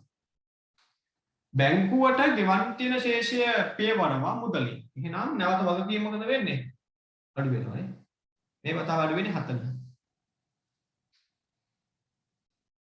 හැබැයි මේ වතාවේ මුදල් ගෙවුවේ ව්‍යාපාරයේ විසින් නෙමෙයි අයිතිකරු විසින්. එහෙනම් අයිතිකරු වාට ගෙවන්න තියෙනවා කියන්නේ. අයිතිකරු වාට ගෙවන්න තියෙන ශේෂය ප්‍රාග්ධනය වැඩි වෙනවා. විත්ත බලපෑම් බලනවා වගේ පොතේ. වගකීම අඩු වේ, හිමිකම වැඩි වේ. ඒ විදිහට ලියුවා. වගකීම අඩු වුණා, හිමිකම වැඩි වුණා. ඒකම තමයි මෙතන කරන්න තියෙන්නේ. මෙතනදී 1.31 වගකීමෙන් නිදහස් වෙනවා. එතකොට වගකීම් ශේෂය 40කින් අඩු වෙනවා. ඒ සඳහා බැංකුවට මුදල් දුන්නේ අයිතිකරු විසින්. එහෙනම් ආයතනය විසින් අයිතිකරුවාට මුදල් ගෙවන්න ඕන. ආයතනය විසින් අයිතිකරුවාට ගෙවන්න තියෙන ශේෂය කියන්නේ හිමිකම එක වැඩි වෙනවා. ඔන්න අපේ ගණන් බලපෑම මූලික ගිණුම් කරන සමීකරණය සහ ප්‍රසාරණය කළ ගිණුම් කරන සමීකරණයේ වාර්තා කරන ආකාරය. දැන් අපි මේ ගණන් ලෙජරෙත් ලියමු. වාර්තා කරමු ලෙජරේ. මම ටියුට් එකේ නම් කියලා නෑ ගණන් ලෙජරේ දක්වන්න කියලා. මේ ඉතින් අපි ලෙජරේ ගණන් වාර්තා කිරීම ඉගෙන ගන්න කරනකොට හොඳයි. නිසා ටිකක් වෙලාව ගත වෙන වැඩක්. ඒ වුණත් ඒක තමයි ගිණුම් කරන්නේ මූලිකම අදියර. ලෙජර් ගිණුම් වල තොරතුරු වාර්තා කිරීම හොඳට තියෙන්න ඕනකට ප්‍රැක්ටිස් වෙන්න ඕන. ඒ නිසා දැන් අපි ටී ගිණුම් වල මේ ගණන් වල බලපෑම දක්වන්න ඉගෙන ගමු. හරි. රෝල් කර ගන්න ටී ගිණුම් කිහිපයක්. අලුතෙන් අපයිට කියන්නේ CR පොතේ පිටුවේ හරිමදින් බෙදාගෙන දෙපැත්තට ගිණුම් දෙක ගානේ රෝල් කරන්න. අපි අඩියුර පාවිච්චි කරන්නේ නැහැ ඉරියන්නේ. ඒ වගේ පිටුව දෙකට බෙදා ගන්න. පළු දෙක කරගන්න. එතකොට දෙපැත්තට ගිණුම් දෙක ගානේ රෝල් කරන්න පුළුවන්. ටිකක් ඊට අතෝ ගිණුම් රෝල් කරන්න.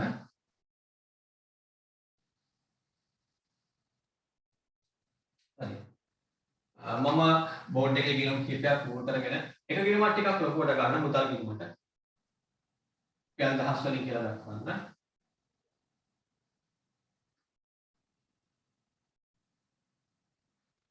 තව ගිණුමක් ළමයි. ගිණුම් දෙකක් ටිකක් ලොකුවට ගන්න. මොකද ප්‍රාග්ධන ගිණුමටත් ගැළපිලි වැඩිනේ. මුදල් ගිණුමට වගේම ප්‍රාග්ධන ගිණුමටත් වැඩිපුර ඉඩ ගන්න. මුදල් ගිණුමට රූල් 8ක් විතර ප්‍රාග්ධන ගිණුමට රූල් 6ක් විතර ගන්න. අනිත් ඒවා නම් පොඩි ගිණුම් වුණාත් කමක් නැහැ. අපි අවශ්‍ය නම් රූල් කරගමු. හරි ඊට ඇතුළු ගිණුම් දණ්ඩ 8ක් විතර රූල් කරගන්න. ඒ කියන්නේ මෙතෙන් අපේ අහගන්න මේ වාගේ පිටුව නම් පොතේ පිටුවේ මැදින් දෙකට බෙදනවා. දෙපැත්තට ගිණුම් දෙක ගන්න මෙහෙම රූල් කරගන්නවා. උතර ඊට ඇතුළු රූල් කරගන්න. මැදින් ඉස්තන් කියන්නේ තොල ලොකුවට දෙකොනේ ඉඩ අරගෙන හොඳට පළල්ව ගිණුම් රූල් කරගන්න.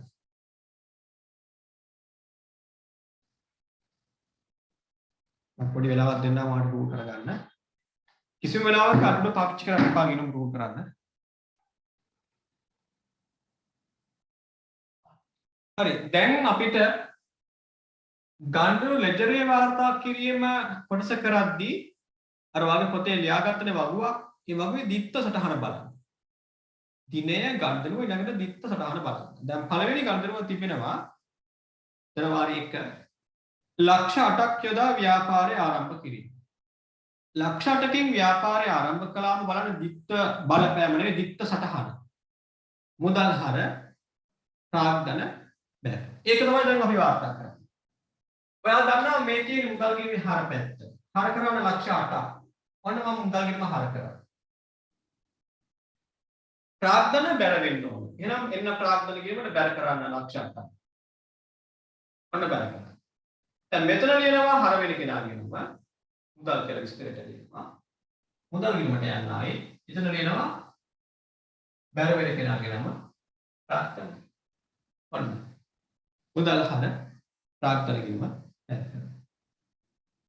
1.3 අත්පිට විකුණුම් ආදායම ලක්ෂ 7ක්. අත්පිට විකුණුම් දිත්ත සටහන බලන්න. ඔයා දිත්ත සටහනේ ලියලා තියෙනවා මුදල් ගිණුම හර විකුණුම් ගිණුම බැල. මුදල් ගිණුම තිබෙනවා දිනය 1.3 මුදල් ගිණුමට හර කරන්න ලක්ෂ 4ක්. ආරම්භ කරන්න විකුණුම් ගිණුම. ඒක බැල වෙන්න ඕන කිව්ව නේද? මෙන්න බැල කරනවා. දිනය 1.3 බැල කරනවා ලක්ෂ 4ක්. දැන් මුදල් ගිණුම හර කරද්දී බැලුනේ කවුද කියලා විස්තරයට දෙනවා. අනිත් කෙනාගේ නම විකුණුම්. විකුණුම් ගිණුම ලියනවා. දැන් විකුණුම් බැල වෙලා ඉන්නේ. කවුද හර වුනේ කියලා. මෙතන ලියනවා මුදල්. ඔන්න මුදල් හර වුණා. විකුණුම් ගිණුම බැල වෙනවා. 1.5 රුපියල් ලක්ෂ 5ක බැංකු ණය මුදලක් ලබා ගත්තා. දිත්ත සටහන මොකක්ද තියෙන්නේ? මුදල් හර බැංකු ණය ගිණුම බැල. ආර මුදල් ගිණුම තියෙනවා. ඒක හර කරගෙන. දිනේ ලියන්නේ 1.5. මුදල් ගිණුම හර කරා ලක්ෂ 5. බැල වෙන්නේ කවුද? බැංකු ණය ගිණුම. ආරම්භ කරන්න බැංකු ණය ගිණුම. එයා බැල කරන්න මෙන්න බැල පැත්තේ ලියනවා දිනේ 1.5 වටිනාකම ලක්ෂ 5. අන්න බැල කරා. දැන් ක්‍රියටි මුදල් හර බැංකු ණය බැල. මෙතන ලියනවා මොකද්ද? අනිත් ගිණුම නම හර වෙන්නේ කවුද කියලා. මුදල්. මුදල් ගිණුම ලියනවා බැල වෙන්නේ කවුද කියලා. බැංකු ණය. අපි විස්තර ලියන එක පොඩ්ඩක් ප්‍රමාදක් කළා. හර බැල වාර්තා කරගන්නේ කොහොමද පැටලෙන්නේ නැතුව කරගන්න පුළුවන් වෙයි. ඒ නිසා මම කරන විදිහම කරන්න. ජනවාරි 7. ජනවාරි 7 අත්පිට ගැනුම් ලක්ෂ 2ක්. බලන්න දිත්ත සටහන. මොකද ලියලා තියෙන්නේ? ගැනුම් හර මුදල් බැල. කොහොමද ගැනුම් ගිණුමක් නැහැ. දැන් ආරම්භ කරා නම් ලෙජර් ගිණුමක්. ගැනුම් ගිණුම. එයා මොකද්ද වෙන්න ඕන? හර. දිනේ 1.7 හර කරන්න. ලක්ෂ 2ක්. ලක්ෂ 2ක් නේද? ඔව්. බැර වෙන්නේ කවුද? මුදල්. එහෙනම් එන්න මුදල් ගිණුමට. බැර පැත්තේ දිනේ ලියන්නේ 1.7 ලක්ෂ 2ක් කියන. ඔන්න බැර කරා. ගැනුම් හර මුදල් බැර. දැන් මෙතන ලියනවා හර වෙන කෙනාගේ නම. ගැනුම්. මෙතන ලියනවා බැර වෙන්නේ කවුද කියලා.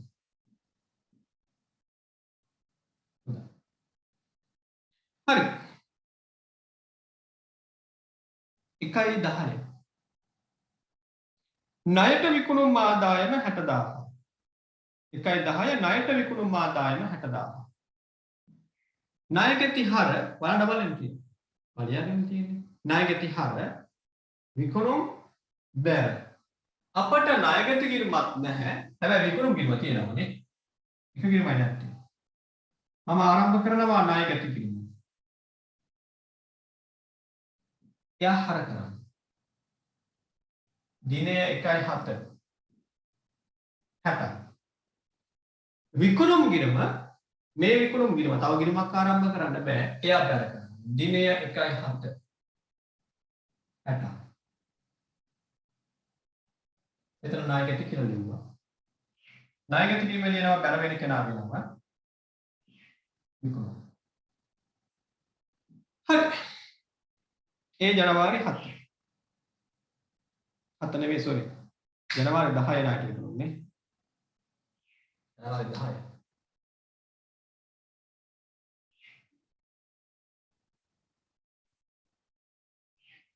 ඊළඟට ජනවාරි 12. රුපියල් 5000ක ණයගැතියක බොල් ණය ලෙස කපා හැරීම. දිත්ව සටහන ලියලා තියෙනවා. බොල් ණය හර ණයගැති බැර. ඔයා ණයගැති කිරීම දැන්ටමත් ආරම්භ කරලා ඔයා බොල් ණය කිරීම ආරම්භ කරන්න ඕන. බොල් ණය කිරීම. එයා හර නේද? මෙන්න මම ලියනවා හර පැත්ත දිනේ 1.12 5ක් හර කරා. ණයගැති කිරීමේ බැර වෙනවා. දිනේ 1.12 5.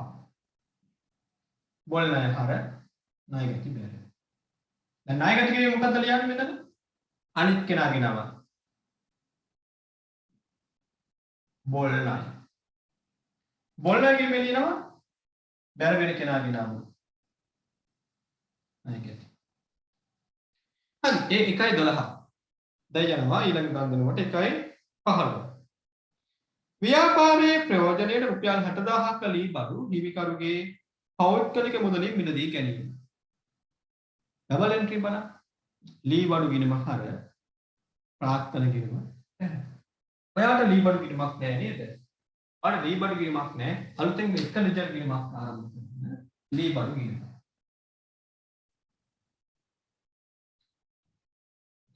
ඒක හර දිනේ 1.15 60.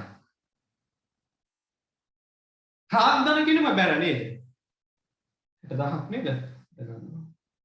ඔව් 60000. 1.15 ප්‍රාග්ධන කිරීම බැර වෙන්න ඕන. ප්‍රාග්ධන කිරීම දැක්කමත් තිබෙනවා. ඒ තිබෙන කිරීම බැර කරනවා. 60. මෙතන ලියනවා හර වෙන කෙනාගේ නම ලී බඩු. ලී බඩු කිරීම ලියනවා බැර වෙන කෙනාගේ නම ප්‍රාග්ධන. අන්න ලී බඩු හර කරලා ප්‍රාග්ධන කිරීම බැර කරනවා. 1.20 හිමිකරු සිදු කළ භාණ්ඩ ගැනිලි රුපියල් 5000. භාණ්ඩ ගැනිලි. මොකක්ද ඩබල් එන්ට්‍රි? භාණ්ඩ ගැන ඩබල් එන්ට්‍රි. ගැනිලි හර ගැනුම් ගිණුම. එහෙනම් ඔයාට දැන්ටමත් ගැනුම් ගිණුම තිබෙනවා. හැබැයි ගැනිලි ගිණුමක් නැහැ. ආරම්භ කරන්න එක ගිණුමක් ගැනිලි ගිණුම. එයා හර කරන්නේ. දැන් මතක නැහැනේ වටිනාකමයි දිනය. භාණ්ඩ ගැන සිදු වෙනවා 5000ක් 1.20. මෙන්න 1.20 ගැනිලි ගිණුම හර කරා. ගැනුම් බැර කරා. දිනේ 1:20 5 ගැනුම් ගිරිම ලියන්නේ හර වෙන කෙනාගේ නම ගැනිලි මෙතන ලියනවා බැර වෙන කෙනාගේ නම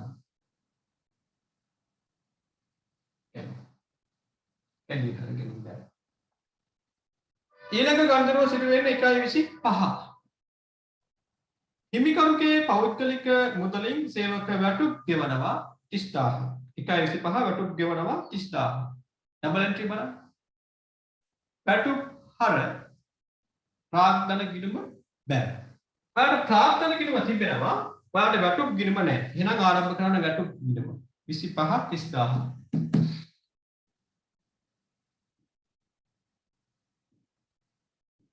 වැටුප් ගිණුම ඒක හර කරා ඔන්න වියදම් වැඩි වීම වැටුප් ගිණුමට හර කරා බැර වෙනවා කිව්වා ප්‍රාග්ධන ගිණුම එනම් ප්‍රාග්ධන ගිණුමට එන්න කියක් බැර කරා මෙතන ලියනවා හර වෙන කෙනා ගිණුම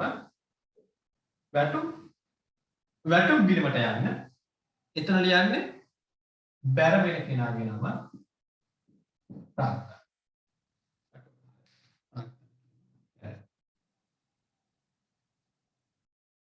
ඒ 1:25 දැන් 1:30 50000ක් බැංකු ණය සඳහා ගෙවීම මුදල් ගෙවනවා බැංකුව බලන්න බලන්න වගකීම් අඩු වුණා වගකීම් ගිණුම හර නැහිම් බැංකු ණය ගිණුම හර එහෙනම් ජනවාරි 30 බැංකු ණය ගිණුම හර කරන්න මේ තියෙන බැංකු ණය ගිණුම 1:30 50 මුදල් ගෙවුවේ මුදල් වත්කම අඩු වෙනවා මුදල් ගිණුම බැර මෙතන ලියනවා හර වෙන කෙනාගේ නම බැංකු ණය ගිණුම ලියනවා බැර වෙන්නේ කවුද කියලා මුදල්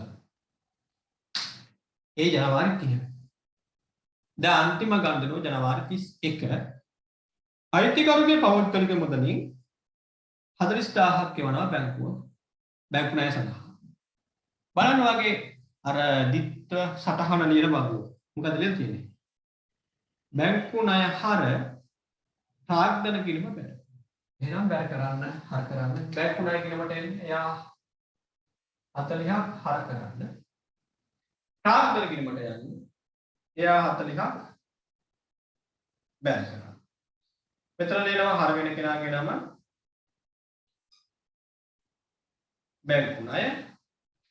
බැංකු ණය කිම්මේ ලියනවා බැර වෙන කෙනාගේ නම ප්‍රාග්ධන ඔන්න අපි ලෙජරේ තොරතුරු වාර්තා කරලා අවසන් දැන් අපි ගිණුම් තුලනය කරමු අපි පටන් ගමු මුදල් ගිණුමේ එන්න මුදල් ගිණුමට බැලුමට පේනවා වැඩි පැත්ත හර පැත්ත කියලා මම හර පැත්ත එකතුට එරියන්නවා ඒ කෙලින් එකම රූල බැල පැත්තට තිරියන්නා දැන් මේ වැඩි එකතුව ගන්නවා 8යි 4යි 12යි 12යි 5යි 17යි 1700යි බැර පැත්තේ තියෙනවා 1700. දැන් ඔයාගේ කැල්කියුලේටර් එක ගන්න. 1700 හැදෙන්න මේ පැත්තට කීයක් ඕනද කියලා බලන්න. 1700න් අඩු කරන්න බැරලා තියෙන ප්‍රමාණය 250ක්. එතකොට එනවා තව කීයක් 1700 හැදෙන්න මෙතෙන්ට ඕනද කියලා. ඒ කියන්නේ මුදල් ශේෂ්ඨය එනවා 1450. එතන ලියන්නේ 1450. අපි මේ වැඩේ කරන්නේ මාසයේ අවසාන දවසේ ජනවාරි 31. ජනවාරි 31 කියලා දිනේ ලියන්න. මෙතන විස්තරයට ලියනවා ශේෂය 15ට ගෙනගියා. දැන් කාගේ ශේෂය ලියුවේ බැර පැත්තේ ඒක හර පැත්තට ගෙනියන්නේ. එකකට යටින් ආයෙත් ලියන්නේ. 1450 ලියන්න. මේ වැඩේ කරන්නේ ඊළඟ දවසේ 2:1 ශේෂය ඉදිරියට ගෙන ආවා ශේෂ හරි දැන් යනවා මම ප්‍රාග්ධන ගිණුමට ප්‍රාග්ධන ගිණුමේ බැර පැත්ත විතරයි තියෙන වටිනාකම් එකතුව ගන්න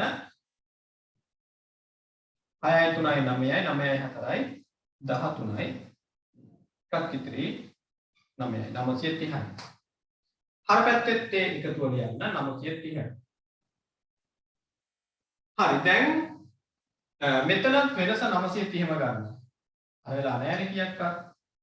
ඒ වෙනස ගන්න ජනවාරි 31. විස්තරයට ලියන්න ශේෂය 15ට ගෙන ගියා. ෂේ පාගේ. මේ වතාවේ පාගේ ශේෂය ලිව්වේ හර පැත්තේ. හර පැත්තෙන් පාගේ ශේෂය කියලා ලිව්වා. එහෙනම් ඊළඟ දවසේ එනවා බැර පැත්තට. එකතුවට යන්නේ බැර පැත්තේ දිනේ ලියන්න 2.1. ශේෂය ඉදිරියට ගෙනාවා 930.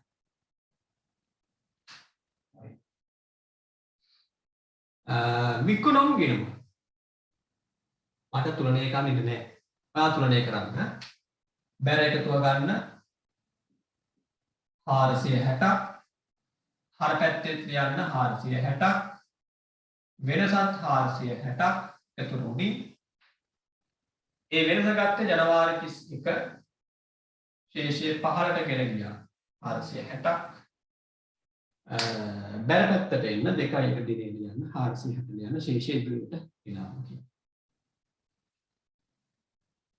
ඊළඟට බැංකු ණය ගිණුම බැංකු ණය ගිණුම අපි තුලනය කරමු.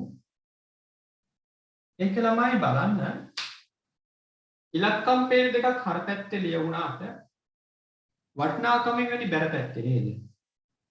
වටිනාකමින් වැඩි බැර පැත්තේ නම් වෙනස එන්නේ හර පැත්තට. එතකොට වෙනස ලියන්න 3 වෙනි උල ඕන. ඉතින් 3 වෙනි උල තමයි මෙතන වෙනස ලියන්න වෙන්නේ. එහෙනම් 4 වෙනි උල එකතුවට ඉරියන්නේ. බැංකු ණය ගිණුමේ 4 වෙනි උල එකතුවට ඉරියන්නේ. 500 ලියන්න දෙපැත්තේ. 500. දැන් මෙතන 500 හැදෙන තව කීයක් ඕනද? එතන තියෙනවා 90ක්.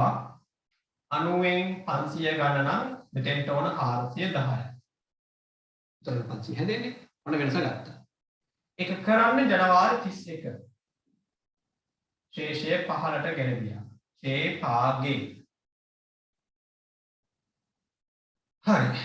ජනවාරි 31 පාගේ ශේෂය හර පැත්තේ නම් ලියන්නේ 2.1 දිනේ ලියන්නේ බැංකු ණය ගිණුමේ අනිත් පැත්තේ බැර පැත්තේ. දිනේ 2.1.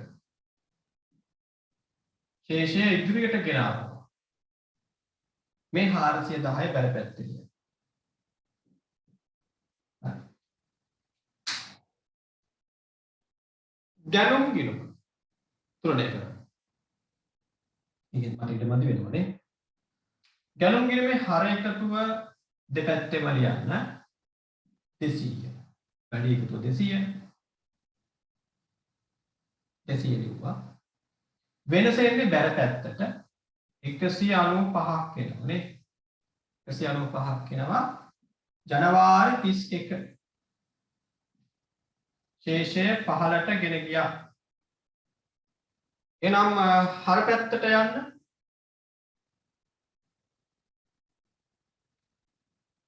හර පැත්තට එන්න 2.1 දිනේ ලියන්න. ශේෂය ඉදිරියට ගෙනාවා කියලා ලියා ගන්න 195. හරි ඒ ගැනුම් ගිණුම දැන් ණයගති ගිණුම. ණයගති ගිණුම හර වුණා 10. 60ක් නේ. ණයගති ගිණුම බැර වුණා 1.12 5. හරි මෙහෙම ණයගති ගිණුම තියෙන්නේ. දැන් තුලට. හර එකතුව වැඩි එකතුව නේද? හැමදෙස්ස වැඩි එකතුව දෙපැත්තම ලියන්නේ 60 ලියනවා දෙපැත්ත. මේ පැත්තේ ගැටලුවක් නැහැ 60 එකතුවටත් 60 ආවා. මෙතන එකතුවට 60ක් ආවා මෙතන තියෙන්නේ 5යි. එහෙනම් වෙනස ගන්නවා 55. මේ වෙනස ගන්න ජනවාරි 31. ශේෂය 15ට ගෙන ගියා. නම් 2.1 මේ පැත්තට එනවා. ශේෂය ඉදිරියට ගෙනාවා. අර පැත්තේ එනවා 55. බොල්ලය වැටු ගැනිලි ලී බඩු. එක සටහනයි තියෙන්නේ. තුනනේ කිරීමේ අවශ්‍යතාවයක් නැහැ. හරි එහෙනම් අපි දැන් හදාගමු අපේ ශේෂ පිරික්සුම. මම මුදල් ගිණුමක් කරනවා දැන්ට.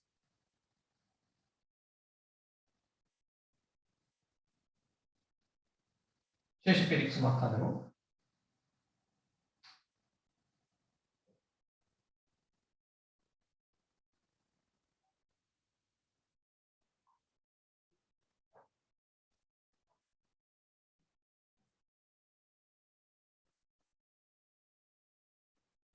රුපියල් 1000 වලින් මේ පළවෙනි තීරුවේ හර ශේෂයන් කියනවා බැල දෙවෙනි තීරුවේ බැල ශේෂයන් කියනවා. මුලින්ම ලියනවා මුදල් ගිණුම. මේ තියෙන හර ශේෂයක් නේද? මුදල් ගිණුමේ තිබුණා හර ශේෂයක්. ඒක පළවෙනි තීරුවේ ලියන්න 1450. ඊළඟට අපිට ඔයාගේ ලෙජරේ තියෙනවා ප්‍රාග්ධන ගිණුම. ප්‍රාග්ධන ඊගේ ශේෂය තිබුණේ තියෙනවා.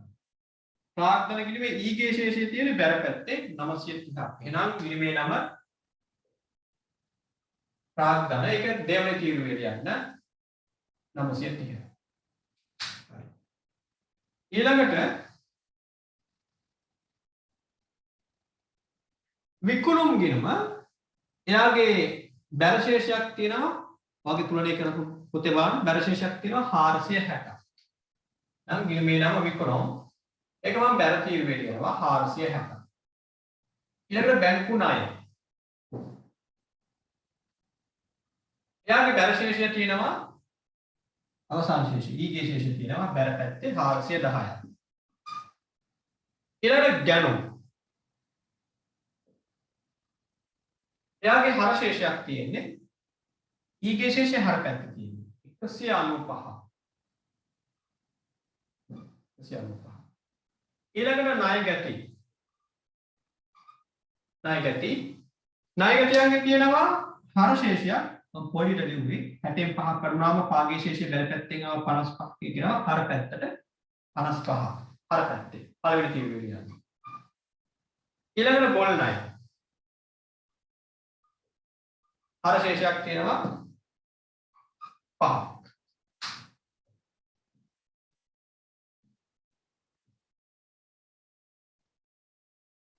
ඊළඟට ලීබඩු. දැන් ලීබඩු ගිණුමේ තුලනය කරන දෙයක් නැහැ. එක සටහනයි තියෙන්නේ. ඒතර ලීබඩු ගිණුමේ තියෙන මේක හර ශේෂයක් නේද? 60ක්. පළවෙනි තීරුවේ ලියනවා.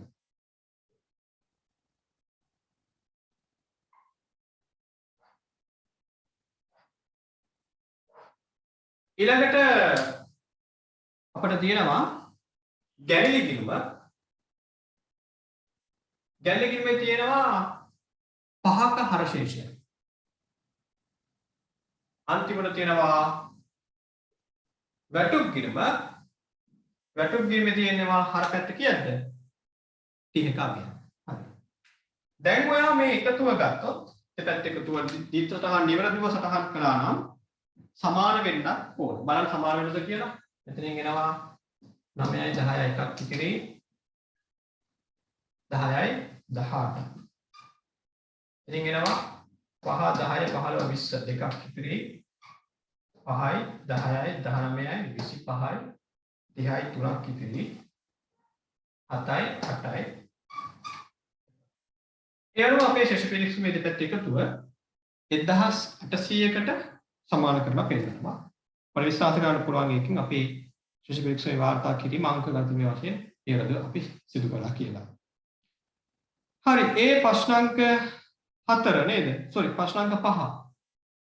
දැන් යනවා ප්‍රශ්නාංක 6ට. ප්‍රශ්නාංක 6 දී මම වාටි ස්ක්‍රීන් එකට පොඩි වෙලාවකට ප්‍රශ්නය ෂෙයා කරන්නම්. මුලින්ම කියනවා ගණිතණු සමීකරණය දක්වන්න කියලා. හරි. අපි පටන් ගමු ළමයි. මම ඔයාලට පොඩි වෙලාවක් දෙන්නම්. ප්‍රශ්නාංක 6 අභ්‍යාසයට දාන්න. තියෙන්නේ පහ දක්වන්නේ විකුණු ව්‍යාපාරයේ ආරම්භක මාසය තුළ සිදු වූ ගණන විස්තරයක්. ගණන තියෙනවා ටක් විතර තියෙන. සියලු ගණන වත්කම් සමානයි ප්‍රාග්ධන එකතු කිරීම වගකීම් සමීකරණය දැක්වීම. ඊළඟට ඉල්ලනවා අපි ලෙජරේ වාර්තා කරලා ශේෂ පිරික්සීම පිළිලා කිරීම. හරි තමයි. පොඩි වෙලාවක් අරගෙන තනියම පටන් ගන්න ලෙජරේ වාර්තා sorry පළවෙනි එක කරන්න. සමීකරණයේ මේ ගණන බලපෑම දැක්වීම පටන් ගන්න. හරි මම දැන් යනවා ප්‍රශ්න අංක 6ට. ප්‍රශ්න අංක 6 මුලින්ම අපිට කියනවා සමීකරණයේ දඬුවම් දක්වන්න කියලා. මම ඒක මේ පැත්තෙන් කරනවා. වත්කම් එකක් කරලෙමු මුලින්ම නේ. වත්කම් සමානයි ප්‍රාග්ධනය එකතු කිරීම වගකීම් රුපියල් 1000 වලින් කියලා පෙන්වන්න. මේ දහස් සංඛ්‍යා වලින් වැඩ කරන්නේ ඒක දහස් වලින් කියලා පෙන්වන්නත් ඕනේ. පළවෙනි ගණනුව වික්‍රම්ගේ ව්‍යාපාරය ජනවාරි 1 සිදු වෙන්නේ රුපියල් ලක්ෂ 4ක් යොදා ව්‍යාපාරය ආරම්භ කරනවා. ව්‍යාපාරය ආරම්භ කරාම අපි දන්නවා දැන් දිත්ත බලපෑම පළවෙනි එක තමයි මුදල්වත්කම වැඩි වෙනවා. පොඩි ලාද්ද තමයි zoom එකේ ගැටලුවක් ආවා. හරිනේ. පළවෙනි එක තමයි මුදල්වත්කම වැඩි වෙනවා. දැන් හදපොයි උත්තර බලා ගන්න. ජනවාරි 1 මුදල් වලට එකතු කරනවා ලක්ෂ 4ක්. දෙවනි බලපෑම අයිතිකරුට මුදල් ගෙවන්න ඕන අනාගතේ නේද? අයිතිකරු ව්‍යාපාරය ආරම්භ කරද්දී මුදල් දෙනවා. අනාගතයේදී අයිතිකරුට මුදල් ගෙවන්න බැඳී ඉන්නවා. ඒ බැඳී ඉන්න ප්‍රමාණය අපි කියනවා ප්‍රාර්ථනය කියලා. යනවා ප්‍රාර්ථන ලක්ෂ 4ක් එකතු වෙනවා. දෙපැත්තෙම ප්‍රශ්නාහිතක් දක්වන්න. මොකද අපිට ප්‍රශ්න පත්‍රයට මේක සමීකරණය කියන්නේ අනිවාර්යයෙන්ම විභාගයට ප්‍රශ්නයක් නිර්මාණය වෙනවා.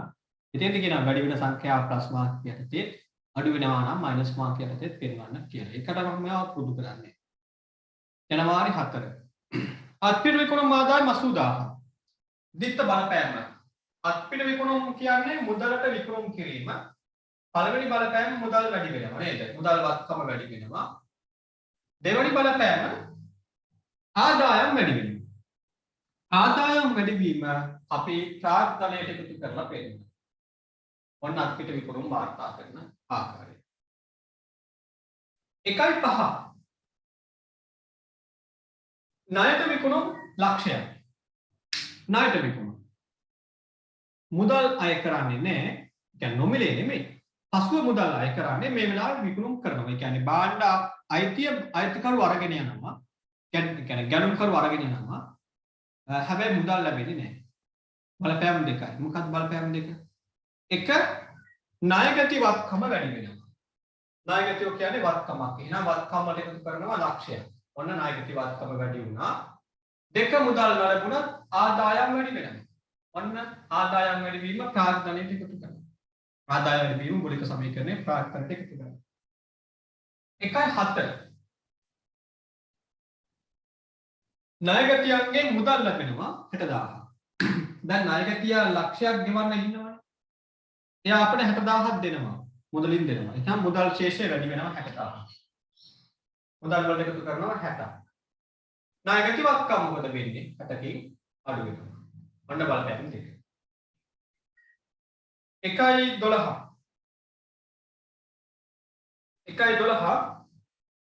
සේවක වැටුප් ගෙවනවා 20000. සේවකයන්ට වැටුප් ගෙවනවා. වැටුප් කියන්නේ වියදම. වියදම් වැඩි වෙනවා. වියදම් වැඩි වෙද්දී ඒක ලියන්න වෙන්නේ ප්‍රාග්ධනයේ අඩුවීමක් විදියට. එහෙනම් ප්‍රාග්ධනයෙන් අඩු කරන්න 20ක්.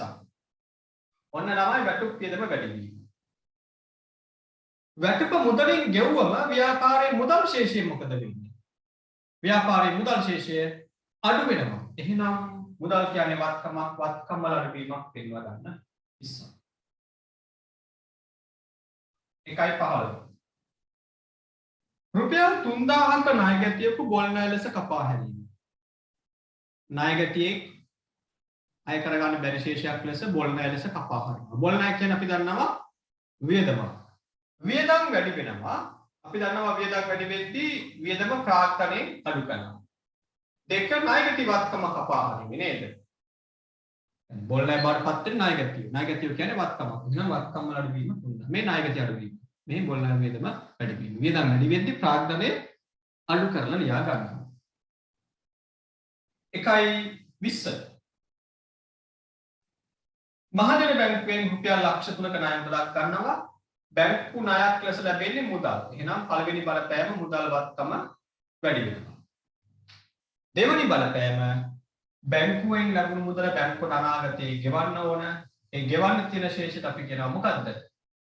වගකීමක් කියලා කියනවා. බැංකුවට කියන වගකීම වැඩි වෙනවා. 1.25 රුපියල් 12000ක් වූ අයිතිකරුගේ ජීවිත රක්ෂණ වාරිකයේ ව්‍යාපාරයේ විසින් ගෙවන ලදී. ජීවිත රක්ෂණ වාරිකයක් يعني ළමයි ව්‍යාපාර ඒකක සංකල්පය යනවා. ව්‍යාපාරය කියන්නේ එක පුද්ගලයෙක්, අයිතිකරු කියන්නේ තව පුද්ගලයෙක්. මේ රක්ෂණය අදාළ වෙන්නේ අයිතිකරුට. න්යාගේ පෞද්ගලික වැඩක්. කන බොන දේවල් එයාගේ රක්ෂණය ගෙවා ගන්න එක එයාගේ දෙතර වියදම්. එයාගේ ව්‍යාපාරයේ විදමක් වෙන්නේ නැහැ. නමුත් ප්‍රශ්නේ තියෙන්නේ අයිතිකරු යැපෙන්නේ මේ ව්‍යාපාරය හරහා. මේ මිනිස්සේ ව්‍යාපාරයක් ආරම්භ කරේ එයාගේ පෞද්ගලික ඕනෑකම් වල මුදල් උපයන්න. ඉතින් මෙයාගේ රක්ෂණ වාරිකය ගෙවන්න මෙයාට මුදල් නැහැ. ඒකට මුදල් ගන්නව කොහොමද? ආයතනේ නාස්තියි. ඉතින් මුදල් දෙන්නේ ව්‍යාපාරය ආරම්භ කරන්න මෙයා නම් අයිතිකරුට මුදල් දෙන්නේ සිදුවන ව්‍යාපාරයට. හැබැයි ඒක වියදමක් වෙන්නේ නැහැ. මේක එක වචනකින් කියන මොකක්ද? කැනිලි අයිතිකරුගේ පෞද්ගලික රක්ෂණ වාරිකයේ 12000 ව්‍යාපාරයෙන් මුදල් ගෙවීම අපි එක වචනකින් කියනවා. ගැනිලි හිමිකරු මුදල් ව්‍යාපාරයෙන් හැගෙන යනවා. ගැනිලි සිදුනාම බලපෑම මොකද්ද? මොකද්ද බලපෑම? මෙන්න බලපෑම විදිහට බලපෑම. 1 හිමිකම අඩු වෙනවා. 2 මුදල්වත්කම අඩු වෙනවා. ආයතනයේ විසින් ව්‍යාපාරය අයිතිකරුට ගෙවන්න තියෙන ශේෂය අපි කියනවා හිමිකම. ගෙවන්න තියෙන ශේෂය දැන් අය කරගත්තනේ අඩු වෙනවා. ගත්තේ මුදල්. එහෙනම් මුදල් ශේෂයත් අඩු වෙනවා. එහෙනම් ලියමු. මෙන්න මුදල්වත්කම අඩු වීම. මෙන්න හිමිකම අඩු වීම ප්‍රාර්ථනෙන් අඩු කරලා. ඔයාගේ උත්තරේ මගේ උත්තරේ හරිද කියලා බලන්න. සමානද කියලා බලන්න. අපි තා පොඩි වැඩක් කරමු. අපි තා පොඩි වැඩක් කරමු මේ ශේෂයන් එකතු කරමු නම් මොකද? බලන්න එකතු සමාන වෙනවද කියලා. මෙතන නම් වර්ගයේ කියනවා 300ක්. හිමිකම් කියලා බලන්න. 15යි 20යි 35ක් අඩු වෙන්න ඕනේ. නේද? 35ක් කරුණාම එතනින් එනවා 65. 65යි 145යි 545. එතන 15ක් 35ක් අඩු වෙනවා. අඩු කරනවා 580 35 එම 300 145. හරි නේද ළමයි? දැන් බලන්න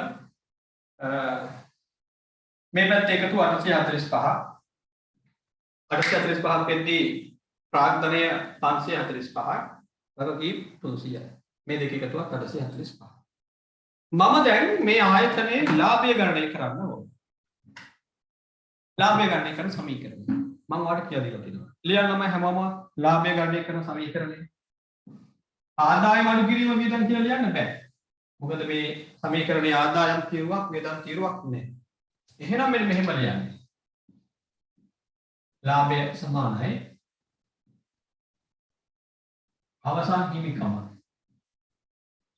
අඩු කිරීම ආරම්භක හිමිකම එකතු කිරීම ගැනීම අඩු කිරීම අතිරේක ප්‍රාග්ධනය රුපියල් 10 වලින්. හරි. මේ සමීකරණය ලියලා සංඛ්‍යා ආදේශ කරලා ඔයා ලාභය ගණනය කරන්න. මේ කාල පරිච්ඡේදය තුල මේ මාසය තුල ආයතනයේ කටයුතු හරහා ලැබපු ලාභය කීයද කියලා බලන්න. හැමෝම කරන්න.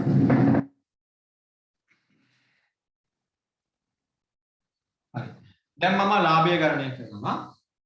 අවසන් හිමිකම ඒ කිව්වේ දැන් මේකට තව නමක් කියනවා.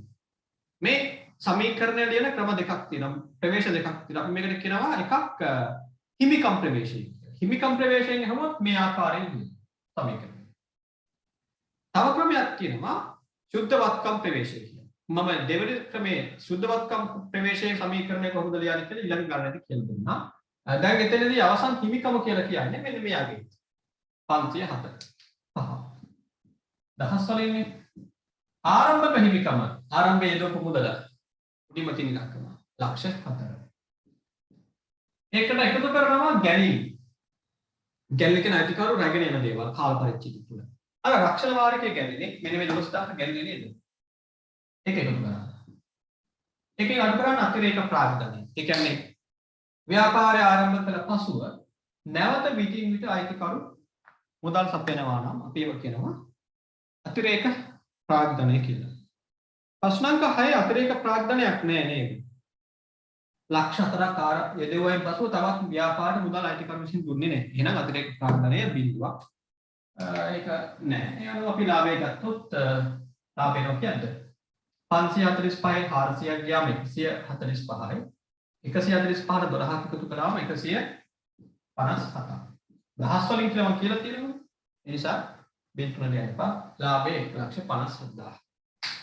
හරි. දැන් මම මේ කඩුරු සියල්ලම නැවත වාර්තා කරනවා ලෙජර් ගිණුම් වල. මේ අපි පාඩම් දෙකක් කරගෙන යන්නේ. වීඩියෝ අලුතෙන් බලන අයට ගැටලුවක් එන්න පුළුවන් මොකද්ද මේ අපි කරන්නේ කියලා. අපි එකම ගණන් භාවිතා කරලා පාඩම් දෙකක් කරගෙන යනවා. ඒකයි ටිකක් මේ ගණන් ඉක්මනින් ඉවර වෙන්නේ නැත්තේ. තවම අපි ඉන්නේ ප්‍රශ්න අංක 5 6 දැන් දවස් කීපයක් වෙනවා පන්තිය පටන් අරගෙන. හේතුව එකම ප්‍රශ්නය පාවිච්චි කරනවා පාඩම් දෙකක් ඉගෙන ගන්න. ඒ නිසා අපිට ටිකක් කාලය ගත වෙනවා වැඩි මේ ටියුට් එක නිම කරන්න. ලෙජර් ගිණුම් කීපයක් ඕල් කරගමු මුලින්ම.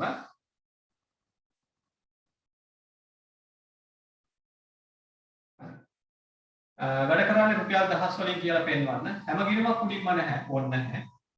වගේ පොතේ දකුණු පැත්තේ උඩ කෙළවරේ රුපියල් 1000 වලින් කියලා වතාවක් දක්වුවම පෙන්වනවා. මුදල් ගණන් වාර්තා කරන මුදල් ගිණුමට විතරක් වැඩි ක්‍රෙඩිට් තිබුණා නැති අනිත් ඒවාට පොඩි ප්‍රමාණයක් වෙන තිබුණා නැති මොකද වැඩි වාර ගණනක් ගණන් ලිය වෙන්නේ නැති නිසා. දැන් ජනවාරි 6 පළවෙනි ගණන් සිදු වෙනවා පළවෙනි දරම ජනවාරි 6 නේ සෝරි ප්‍රශ්නාංක 6 පළවෙනි ගණන් සිදු වෙනවා ජනවාරි 1. මුදලින් ලක්ෂ 4ක් යොදා ව්‍යාපාරය ආරම්භ කිරීම. අපි දැන් ගන්න දෙයක්. මුදල් දෙනවා අයිතිකරු විසින්. මුදල් හර නේද? ව්‍යාපාරයට මුදල් ලැබුණම මුදල් ගිණුම හර ඒක අයිතිකරුවාට ගෙවන්න තියෙන ශේෂයක් සියා ගන්නවා ප්‍රාග්ධන ගිණුම කියන්නේ. ඉවලකම් කළා වුණානේ.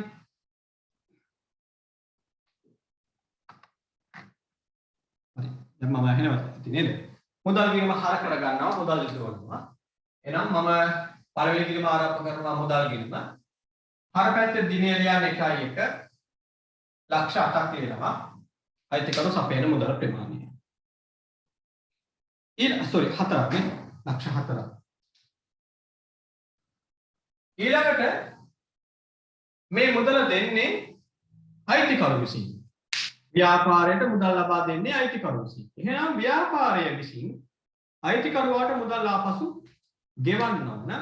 ඒ ගෙවන්න තියෙන ශේෂයට අපි කියනවා ප්‍රාග්ධනය කියලා. ප්‍රාග්ධනයේ වැඩිවීම බැල. එහෙනම් දිනේ ලියනවා බැල පැත්තේ ප්‍රාග්ධන වීම 1.1 ප්‍රාග්ධන ගිණුම බැල කර ගන්නවා ලක්ෂ 7ක්. ඔන්න ඩබල් එන්ට්‍රි. මුදල් හර වුණා ප්‍රාග්ධන ගිණුම බැල වුණා. මුදල් ගිණුම ලියනවා බැල වෙන්නේ කවුද කියලා. ප්‍රාග්ධන ගිණුම මෙතන ලියනවා හර වෙන්නේ කවුද කියලා මුදල් ගිණුම. මම පොඩි දෙයක් අමතකුණා ඔයාලට කියන්න. දැන් ඔයාලගේ ප්‍රශ්න අංක 6 තියෙන පිටු අංකය මේක නම් තියෙන පිටු අංක 16 නේ 16 වෙනි පිටුවේ මේ සමීකරණය උඩින්ම ලියා ගන්න. වත්කම් වේදම් සමානයි ප්‍රාග්ධනය වගකීම් ආදාය. වත්කම් හා වේදම් වැඩිවීම හර අඩුවීම බැල. මේ තුන් දෙනා වැඩිවීම බැල අඩුවීම හර. එකත් ලියාගෙන ගණන් හදන්න පටන් ගත්තම ටිකක් පහසු වැඩි. දෙවනි ගණන් 1.4 අත්පිට විකුණුම් ආදායම 80000. අත්පිට විකුණුම්. දැන් මේකේ දිත්ත බලපෑම වෙන්නේ අපි මුදල් අය කරනවා විකුණුම් ආදායමක් හරහා. එතකොට ditth බලපෑම වෙන්නේ මුදල් වත්කම වැඩි වෙනවා. දෙවෙනි බලපෑම විකුණුම් ආදායම වැඩි වෙනවා. අත්පිට විකුණුම් වලින් මුදල් ලැබෙනවා. මුදල් කියන්නේ වත්කම. වත්කමක් වැඩිවීම වත්කම් වැඩිවීම මොකද වෙන්නේ? හර. එහෙනම් මුදල් ගිණුම හර. දිනය 1.3. සුදාහක් නේද? උත්තරේ print out එක නැතුවානේ මගේ. 80000ක් 1.4. දෙවනි බලපෑම විකුණුම් ආදායම වැඩි වෙනවා. ඒක වාර්තා කරන්න තව එක ගිණුමක් ඕන විකුණුම් ගිණුම. විකුණුම් කියන්නේ ආදායම් ගිණුම. ආදායම් ගිණුමක වැඩිවීම කොයි පැත්තට ලියන්නේ? මෙතනින් තමයි උදව් ගන්න. ඒකයි මම මේක ලියා ගන්න කිව්වා ටියුට් එක. බලන්න. ආදායම් වැඩිවීම අදාළ ගිණුමේ කොහෙද ලියන්නේ? බැර පැත්තේ. එහෙනම් එන්න විකුණුම් ගිණුමට 1.4 බැර කරන්න 80. මෙතන ලියනවා හර වෙන කෙනාගේ නම. මුදල්. මෙතන ලියනවා බැර වෙන කෙනාගේ නම. විකුණුම්. ඔන්න මුදල් හර කරා විකුණුම් ගිණුම බැර කරා. 1.5 1.5 ණයට විකුණුම් රුපියල් ලක්ෂය. ණයට විකුණුම්. ditth බලපෑම. ඒ කියන්නේ භාණ්ඩ අලෙවි කිරීමක් සිදු වෙනවා ණයට. එතකොට ගනුදෙනුකරු මුදල් ගෙවුවේ නැහැ. ගෙවන්නම් කියලා පොරොන්දු වෙනවා. එයා අපට ණය ගැතියෙක්. ණය ගැතියෙක් කියන්නේ වත්කමක්. ණය ගැතියෙක් කියන්නේ වත්කමක්. වත්කමක වැඩිවීම ඒ ගිණුමේ කොහෙද ලියන්නේ? හර පැත්තේ. එහෙනම් ණයගැති වත්කම වැඩිවීම ණයගැති ගිණුමේ හර කරන්න ඕන. මම ආරම්භ කරනවා ලෙටර් ගිණුම. ණයගැති ගිණුම. ණයගැති ගිණුම ආරම්භ කරනවා. දෙවනි බලපෑම ණයට සිදු වුණත් අපි විකුණුම් ආදායම උපය ගන්න. එහෙනම් දෙවනි බලපෑම විකුණුම් වැඩි වෙනවා. ඒකට මේ විකුණුම් ගිණුම තියෙනවා. අපට ඕන වෙන එක ගිණුමක් පමණයි. එහෙනම් අපි 1.5 ණයගැති ගිණුම හර කරමු ලක්ෂය. 1.5 ලක්ෂය. දෙවනි බලපෑම කිව්වේ ආදායම් වැඩි වෙනවා. ආදායම් වැඩිවීම. ආදායම් වැඩිවීම ගිණුම ලියන්නේ බැර පැත්තේ මොන ආදායම් ගිණුමද? විකුණුම් ආදායම් ගිණුම. මෙන්න විකුණුම් ගිණුම බැර කරනවා. 1.5 ලක්ෂය. මෙතන ලියනවා හර වෙන කෙනාගේ නම. ණයගැති ගිණුම ලියනවා බැර වෙන කෙනාගේ නම. විකුණුම්. ඒ 1.5. දැන් යනවා 1.7. 1.7 තියෙනවා ණයගැතියන්ගේ මුදල් ලැබීමක් 60000. දැන් මෙයා ලක්ෂයක් ගෙවන්න පොරොන්දු වුණා. එයා පොරොන්දු වුණ ලක්ෂයෙන් 60000ක් අපිට දෙනවා. ව්‍යාපාරට දුන්නා. එතකොට මුදල් ශේෂය මොකද මේ ව්‍යාපාරේ? කෙනෙක්ගෙන් ව්‍යාපාරයට මුදල් ලැබෙනවා. ඔයාගේ ව්‍යාපාරයේ මුදල් ශේෂය මොකද වෙන්නේ? වැඩි වෙනවා. මුදල් කියන්නේ වත්කම. වැඩිවීම හර වෙන්න ඕන. එහෙනම් මුදල් ගිණුම හර කරන්න දිනය කියන්නේ 1.7 නේද? දිනය 1.7. හර කරන්න 60. මේ මුදල ලැබෙන්නේ ණයගැතියන්ගෙන්. එතකොට ණයගැතියන්ගෙන් ලැබෙන දින ශේෂය මොකද වෙන්නේ? අඩු වෙනවා. ණයගැතියන්ගෙන් ලැබෙන දින ශේෂය වැඩි වෙද්දී හර පැත්තේ ලියන්නේ. එයි ණයගැතිය කියන්නේ වත්කම. බලන්න උඩ බෝඩ් එක. වත්කම් දැන් අඩු වෙනවා. එතකොට ණයගැති ගිණුම මොකද වෙන්න ඕනේ? බැර වෙන්න ඕනේ. එහෙනම් ණයගැති ගිණුමට එන්න බැර කරන්න. එක ගිණුමක් කරන අනිත් කෙනා බැර. 60ක්. දැන් මෙතන මොකද්ද ලියන්නේ විස්තරේට? හර වෙන්නේ කවුද කියලා. මෙතන ලියනවා හර වෙන කෙනාගේ නම. මුදල්. මුදල් ගිණුමේ මොකද්ද ලියන්නේ? බැර වෙන කෙනාගේ නම. ඔන්න 7 වෙනිද ගණනුවත් වාර්තා කරනවා. 1.11 sorry 1.12 සේවක ගටුක් ගෙවනවා 20000. මේ ditth බලපෑම තනියම අල්ල ගන්න අමාරු වෙන සමහර අයට. මොකද්ද කරන්න ඕනේ යාය? පළවෙනි ගණන් පහ බලන්න ඕන. පළවෙනි ගණන් පහ බලන්න. කියන්නේ හොඳයි වැඩිපුර හොඳයි රෙකෝඩින් එක බලනවා. YouTube එකේ අප්ලෝඩ් කරලා තියෙන්නේ. ඩේටා කාඩ් එකක් දාගෙන මේ ප්‍රශ්න අංක 6 සාකච්ඡා කරන කලින් ප්‍රශ්න අංක 5 දක්වා සාකච්ඡා කරපු ඒ ප්‍රශ්න 5 නැවත වතාවක් මගේ YouTube link එක අරගෙන ප්ලේ කරලා බලන්න. ඒ බලන ගමන් හදන්නත් ඕන. ගණන් හදමින් දිත්ත බලපෑම අවබෝධ කරගන්න. ඒ වගේමයි මම තව ඔයාට දෙයක් කිව්වා. මොකද්ද මම කිව්වේ? මම ස්ක්‍රීන් එකට ෂෙයා කරලා ඒක කියලා දෙන්නම්. මොකද දැන් මේ ඉතන ඔන්ලයින් ඉන්න අයට නම් ඊතරම්ම ගැටලුවක් නොවුනත් රෙකෝඩින් බලන අයත් ඉන්නවා. දැන් මගින් රෙකෝඩින් බලන්න ගියොත් එයාලට එක ලෝක ලෙඩක් වෙන්න පුළුවන්. මම කරන්න කිව්වේ මේ වගේ වැඩක්. දැන් මෙන්න මෙතෙන්ට ආවොත් ඔයා මුලින්ම ගනුදෙනුව සහ දිත්ව බලපෑම බලමින් දිත්ව සටහන ගෙස් කරන්න ඕනේ. එතකොට මේ දිත්ව සටහන කියන කොටස වෙන කොලයකින් වහ ගන්න. හරිද? දැන් මේ දිත්ව සටහන කියන මේ කොලම් එකම වහ ගන්න. මට මෙතන දැන් highlight කරන්න අමාරුයි මේ PDF එක නිසා. දැන් මේ දිත්ව සටහන කියන වගුවම වෙනත් පොතකින් වහගෙන ඔයා පළවෙනි ගනුදෙනුව කියවනවා. මුදල් යොදා ව්‍යාපාරය ආරම්භ කිරීම. එතකොට දිත්ත බලපෑම බලන්න. මුදල් වත්කම වැඩි වීම. වත්කම් වැඩි වෙනවා නම් වත්කම් ගිණුම හර. එතකොට ගෙස් කරන්න ඩබල් එන්ට්‍රි. මුදල් හර ප්‍රාග්ධන බැර. ඒක හිතින් අනුමාන කරලා ඊළඟට කොලේ පොඩ්ඩක් පහළට අරගෙන මෙන්න මේ මම highlight කරන විතරක් පේන විදිහට කොලේ පහළට අරගෙන ඔයා හිතපු උත්තරෙත් ටියුට් එකේ තියෙන උත්තරෙත් හරිද කියලා බලන්න. ඊළඟට දෙවෙනි ගනුදෙනුව බැංකු ණයක් ලබා ගැනීම. එතකොට දැන් ඔයාගේ මේ දිත්ත සටහන කියන වගුව වැහිලා තියෙන්නේ. මේ වගුව වහගෙන බැංකු ණයක් ලබා ගැනීමේ දිත්ත බලපෑම කියවනවා. ඊළඟට ඔයා දිත්ත බලපෑම අනුව ඩබල් එන්ට්‍රි අනුමාන කරන්න. මුදල් වැඩි වෙනවා. එහෙනම් මුදල් හර. බැංකු ණය වගකීම වැඩි වෙනවා. වගකීම් වැඩි වීම. මොකද්ද වෙන්නේ කියලා මතක නැත්නම් මෙන්න තියෙනවා. මෙතන මම ඒක අයින් කරලානේ. අර ඔයාට ලියා ගන්න කියලා කිව්වනේ මම හැමතැනම මේ සමීකරණ මේ ආකාරයෙන් ලියා ගන්න.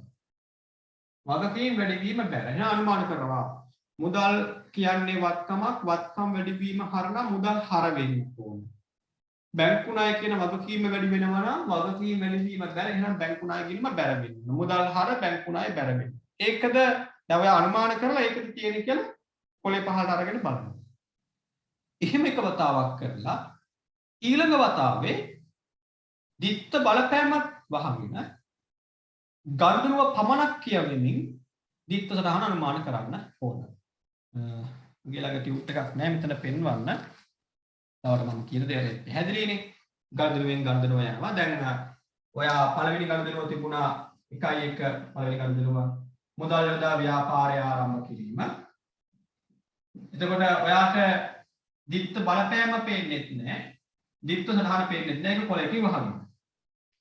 ඔයා මේ ගනුදෙනුවට අදාළව ඩබල් එන්ට්‍රි එක අනුමාන කරනවා. අනුමාන කරන්නේ මේ කොටස වහගෙන. ඊළඟට ඔයා ගණුමානේ හරිද කියලා කොලේ පොඩක් පහළට අරන් බලන්න. මුලින්ම වහන්නේ දිත්ත සටහන විතරයි. දිත්ත බලපෑම ඔයාට පේන්න තියාගන්න. ඒක හොඳටම ප්‍රැක්ටිස් කරාට පස්සේ ඒක හොඳටම පුළුවන් වුණා. ඒ කියන්නේ ඔයාලට දැන් ඔන්න දිත්ත බලපෑම දන්නවා නම් දිත්ත සටහනක් හදා ගන්න පුළුවන්. ඒ මට්ටමට ඔයා දියුණු වුණාට පස්සෙ දිත්ත බලපෑම දිත්ත සටහනක් කියන දෙකම වහගෙන තමයි ඩබල් එන්ට්‍රි කල්පනා කරන්න ඕනේ. ඒ අභ්‍යාසය නිතර කරද්දී ඔයාට මේ ලෙජරේ වාර්තා කිරීමයි ඉතර ගැටලුවක් වෙන්නේ නැහැ. ඒක මම පළවෙනි දවසේ කියලා දුන්නා. ඊළඟට තමයි ගණන් පහක් හැදුවේ. ඉතින් එහෙනම් මේ දක්වා ආපු ඔයාට තවමත් ලෙජරේ වාර්තා කිරීම ගණන් වල බලපෑම සමීකරණ දැක්වීම බැරි නම් මොකද කරන්නේ? කරුණා කරලා පළවෙනි අර වගුවක් පැහැදිලි කිරීම සහ පළවෙනි ප්‍රශ්නේ ඉඳලා ප්‍රශ්න අංක 5 දක්වා පැහැදිලි කිරීම නැවත වතාවක් කිහිප වතාවක් බලන්න. ඒ බලලා හොඳටම ඒක පුළුවන් වුණාට පසුව ප්‍රශ්න අංක 6 වීඩියෝ එක බලන්න. ඔන්ලයින් ඉන්න අයටත් කියන්නේ. ඔන්ලයින් ඉන්නට කියන්නේ තවමත් ඔයාලට ප්‍රශ්න අංක 6ට ඇවිල්ලත් දිත්ත දැන් සටහන් වගුවක් දීලා නැහැ. වගුව අයින් කරානේ මම. දැන් මේ විදිහට ගඳුණු දුන්නම ඔයාලට ගඳුණු වල බලපෑම ලෙජරේ ගන්න තේරෙන්නේ නැත්නම් කරුණා කරලා එකේ ඉඳලා 5 දක්වා ප්‍රශ්න ටික බලන්න ඕන නැවතවතාව. බලන ගමන් හදන්නත් ඕන. ඊපතාවක් හදන්න. එතකොට මේක ගැටලුවක් නැතුව අල්ලගන්න පුළුවන්. හරි අපි හිතමු තන්ට යමු. ජනවාරි 7 මුදල් ලැබුණා ඒක හරි. ජනවාරි 12 සේවක වැටුප් ගෙවනවා 20000. ජනවාරි 12 සේවක වැටුප් ගෙවුවම දිත්ත බලපෑම. වැටුප කියන්නේ වියදම. දැන් වියදම් වැඩි වෙනවා.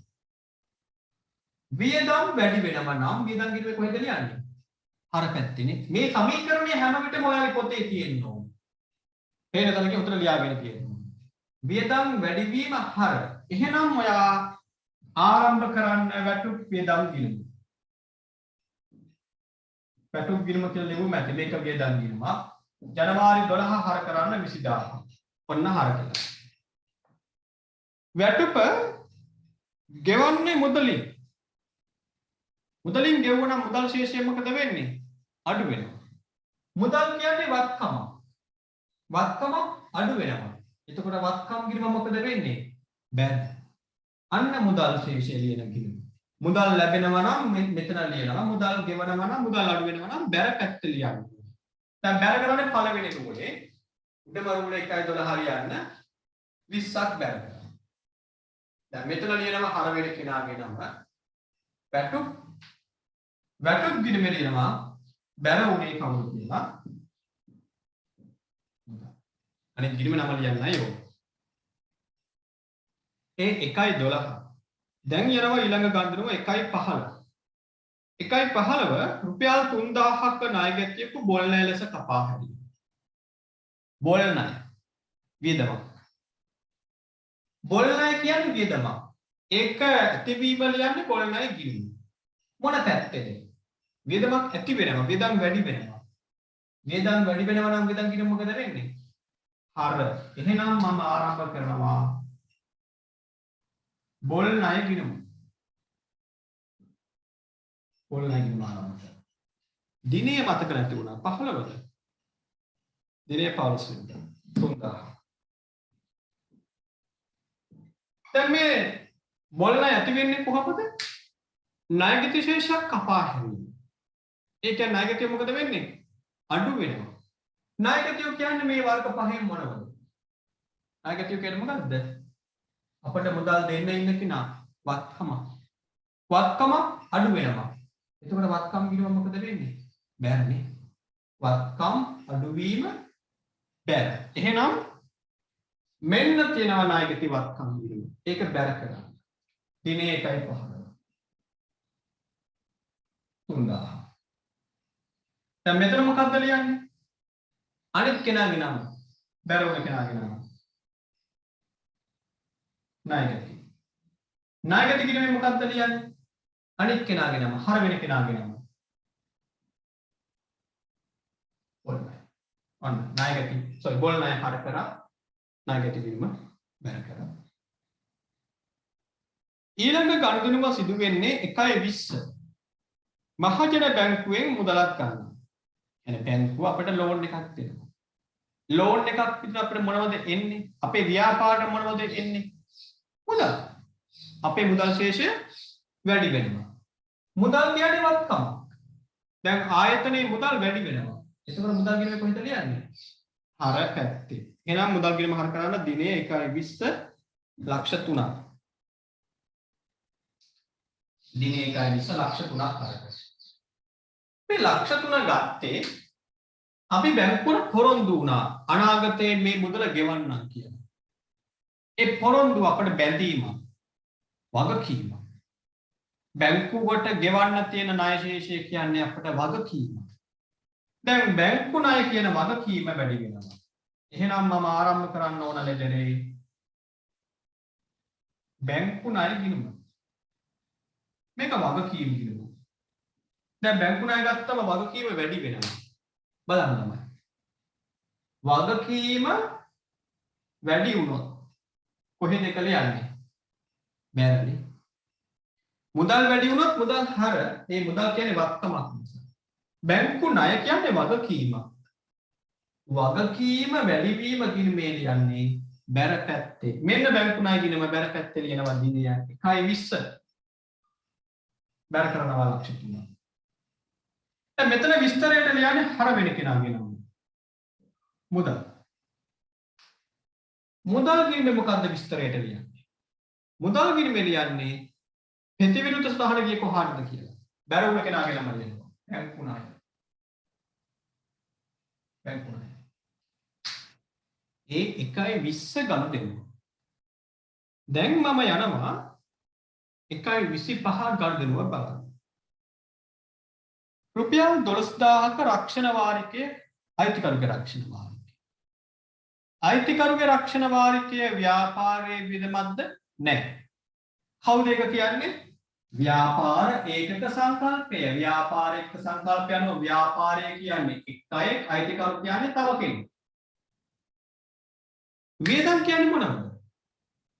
වියදම් කියන්නේ ආයතනය පවත්වා ගන්න විට ආයතනයේ අලභිය වැඩි කර ගන්නා විට කරන්නා වූ පිළිවෙල. දරන්නා වූ පිළිවෙල. ආයතනය පවත්වා ගන්නවා කියන්නේ රක්ෂණ වාරික ගෙවන්න. වාරික පනම් ගෙවන්න. නඩත්තු වෙදන් දරන්න. මේ වගේ ආයතනයේ එදිනදා පවත්වා ගන්න. ඊට පස්සේ අලභිය වැඩි කරන්න, ප්‍රචාරණය කරන්න. නේද? මේ වගේ දේවල් කරද්දී අත්හදා බැලීම් කරනවා. ඒව තමයි වියදම් කියන්නේ. ඒ කියන්නේ ආයතනයේ විසින් දරන දේවල්. අයිතිකරුගේ රක්ෂණ වාරිකය කියන්නේ ඒක පෞද්ගලික වැඩක්. ආයිතිකරුගේ රක්ෂණ වාරිකය ආයතනය විසින් ගෙවුවා කියලා ආයතනය අලභිය වැඩි වෙන්නේ නැහැ. නේද? එහෙනම් මේක අයිතිකරු විසින් ගෙවා ගත යුතු කෙරෙන්න. ගැටලුව තියෙන්නේ ඒකට මුදල් ගත්ත ව්‍යාපාරය. එහෙනම් මේක අර මෙයාට ගෙවන්න තියෙනවනේ ලෝන් එකක් නේද? ඒකට ලෝන් එකක් තියෙනවා ගෙවන්න. අපි විසින් අපි කියන ව්‍යාපාරය. නේද? මම පළවෙනි දවසේ කිව්වා මේ අපි වැඩ කරන්නේ ව්‍යාපාරය වෙනුවෙන්. මේ වැඩ මේ තොරතුරු ලියන්නේ ව්‍යාපාරයේ අපි ඉන්නවා කියලා හිතනවා. එතකොට අයිතිකරුවාට ව්‍යාපාරය විසින් ගෙවන්න තියෙන ශේෂ අපි කිව්ව මොකද්ද? හිමිකම. නැත්නම් ප්‍රාග්ධනය කියලා කිව්වා. දැන් ගෙවන්න තියෙන ශේෂය වැඩි වුණා එයාගේ මුදල් ලැබුණා. එයා මුදල් ව්‍යාපාරයෙන් ගන්නව නම් මේ ගෙවන්න තියෙන ශේෂය අඩු වෙන්න ඕන. එහෙනම් ගැණිලි කරාම ගෙවන්න තියෙන ශේෂය අඩු වෙනවා. ගෙවන්න තියෙන ශේෂය ඒ කියන්නේ ප්‍රාග්ධනය අඩු වුණොත් හර. ප්‍රාග්ධනය වැඩි වීම ප්‍රාග්ධන ගිණුමේ බැර. එහෙනම් අඩු වීම හර වෙන්න ඕන. හැබැයි අපි හර කරන්නේ නැහැ.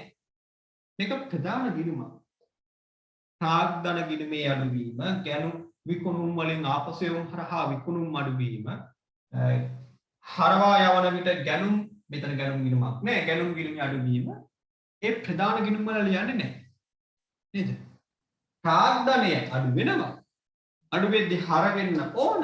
හැබැයි හර කරන්නේ එයාගේ වෙනත් ගිණුමක්, එයාගේ උපගිණුමක්. අපි ඒකට කියනවා ගැණිලි ගිණුම. එහෙනම් ජනවාරි 25 ආරම්භ කරන්න ඕන ගැණිලි ගිණුම. මේක වියදම් ගිණුමක් විතර අහුවොත් උත්තරේ නැත. ගැණිලි කියන්නේ වියදම් ගිණුමක් නෙමෙයි නම. ඒක හිමිකම් ගිණුම. ජනවාරි 25 ආර කරනවා 12. ප්‍රාග්ධන ගිණුම කියන්නේ මොකද්ද? ඒක හිමිකම් ගිණුම. බැංකු ණය කියන්නේ මොකද්ද? වගකීම් ගිණුම. විකුණුම් කියන්නේ මොකද්ද? ආදායම් ගිණුම. බොල් ණය කියන්නේ වේදම් ගිණුම. ගැණිලි කියන්නේ ප්‍රාග්ධනයේ අඩුවීම ලියන ගිණුම. ඒකත් හිමිකම් ගිණුම. මේක හිමිකම් ගිණුම. වේදම් ගිණුමක් නෙවෙයි. මුදලින් ගන්නේ එහෙනම් මුදල් ගිණුම බැල. ජනවාරි 25 12. ඔන්න අයිතිකරුගේ රක්ෂණ වාරිකයේ ව්‍යාපාරයේ මුදලින් ගෙවීම වාර්තා කරනවා. දැන් මම මෙතන ලියනවා බැර වෙන කෙනාගේ මුදල් ගිණුම ලියනවා හර වෙන කෙනාගේ නම. දැන් හරි අපි ගිණුම් තුනට එක.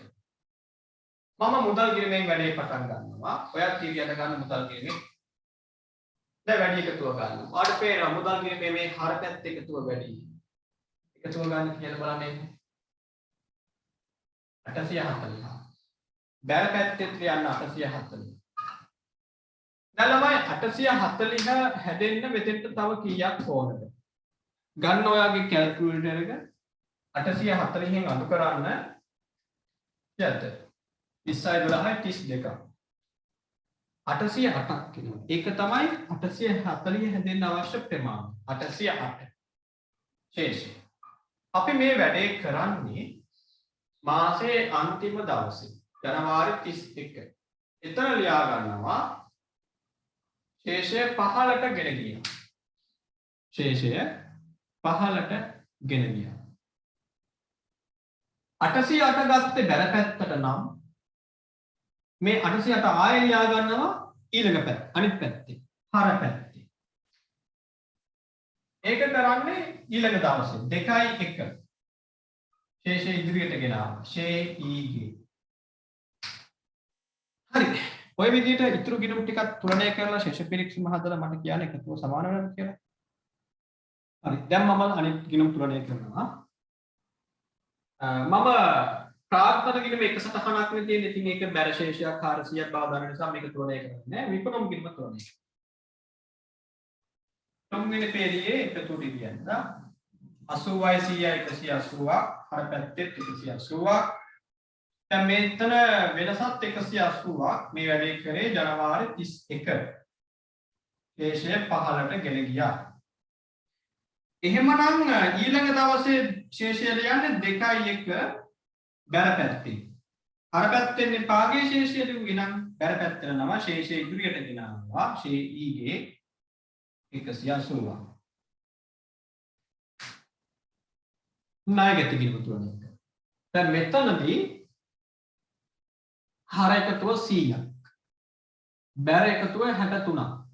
එහෙනම් 100ක් හැදෙන්න හිඟ ප්‍රමාණය මේ පැත්තේ ලියන්න. තුන්වෙනි පේළියේ ලියන්න. එහෙනම් හතරවෙනි රූලේ එකතුවට ලියන්න. හතරවෙනි රූලේ.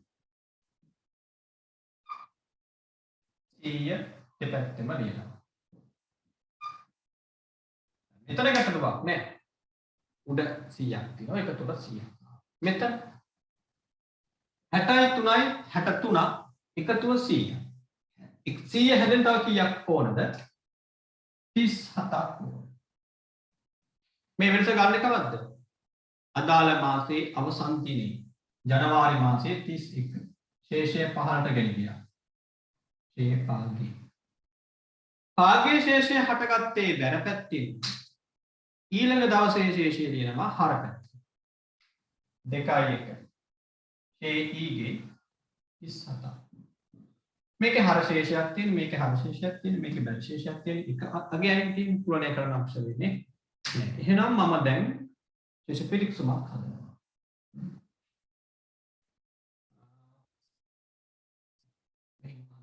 අට 108යි මුදල් ශේෂය නේ.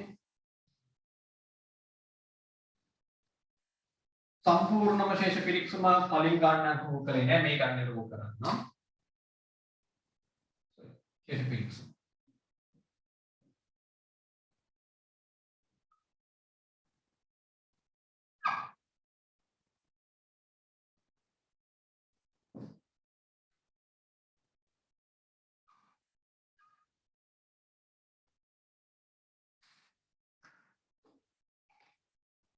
එතන ගෙම්මේ නම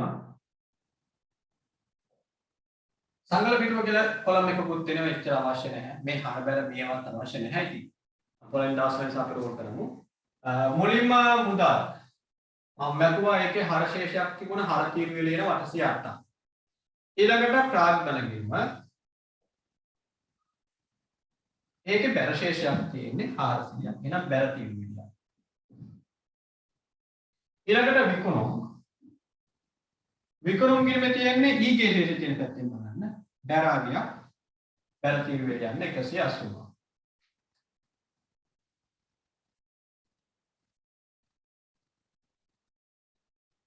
ඊළඟට තියෙනවා ණය ගැති ගිණුම. ඊගේ ශේෂය තියෙන්නේ හර.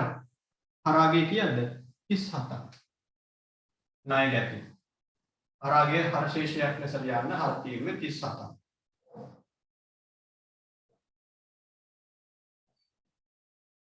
වැටුප් හරාගේ 20ක්. එහෙනම් හර තීරුවේ. බොල් ණය හරාගේ 3000ක්. හර තීරුවේ. ඊළඟට බැංකු ණය දෙනවා. බැංකු ණය තියෙන්නේ බැරාගයක් 300ක්. ඒක බැර තීරුවේ. ඊළඟට ගැණිලි ගැණිලි තියෙනවා කීයක්ද? හරාගයක් 12. ඒක හර තියෙනවා. හරි. එකතුව සමානව බලන්න. 5යි මෙතනින් එනවා බැර එකතුව 880ක්. මෙතන කීයද එන්නේ? 5යි 12යි 20යි දෙකක් ඉතිරි 3යි 6යි 8යි 880 දෙපැත්ත එකතුව සමානයි. හරි එහෙනම් මම අදට නියමිත පන්ති විතරේ නතර කරනවා. ලබන සතිය ඔන්ලයින් එන්න කලින් හැමෝම මේ ගණන් පහම පහනේ 6ක් නේ. එකේ ඉඳලා 6 දක්වා හැම ගානක්ම තවක් හදන්න. රෙකෝඩින් බලන අය ඊළඟ රෙකෝඩින් එක බලන්න කලින් එකේ සිට 6 දක්වා මේ දක්වා හැම ගානක්ම හදලා තමයි ඊළඟ රෙකෝඩින් එක ප්ලේ කරන්න ඕන. එහෙම නැතුව මේක කරගෙන යන්න බෑ. සතියකට කවතාවක් වෙනවත් අද ගණන් ටික තවක් හදන්න. එහෙනම් ගැටලු තියෙනවා මගෙන් අහන්න පුළුවන්. මම කෝල් කරන්න කිව්ව අයට දැන් මම කෝල් කරලා අවශ්‍ය ලින්ක් ලබා ගන්නවා. අද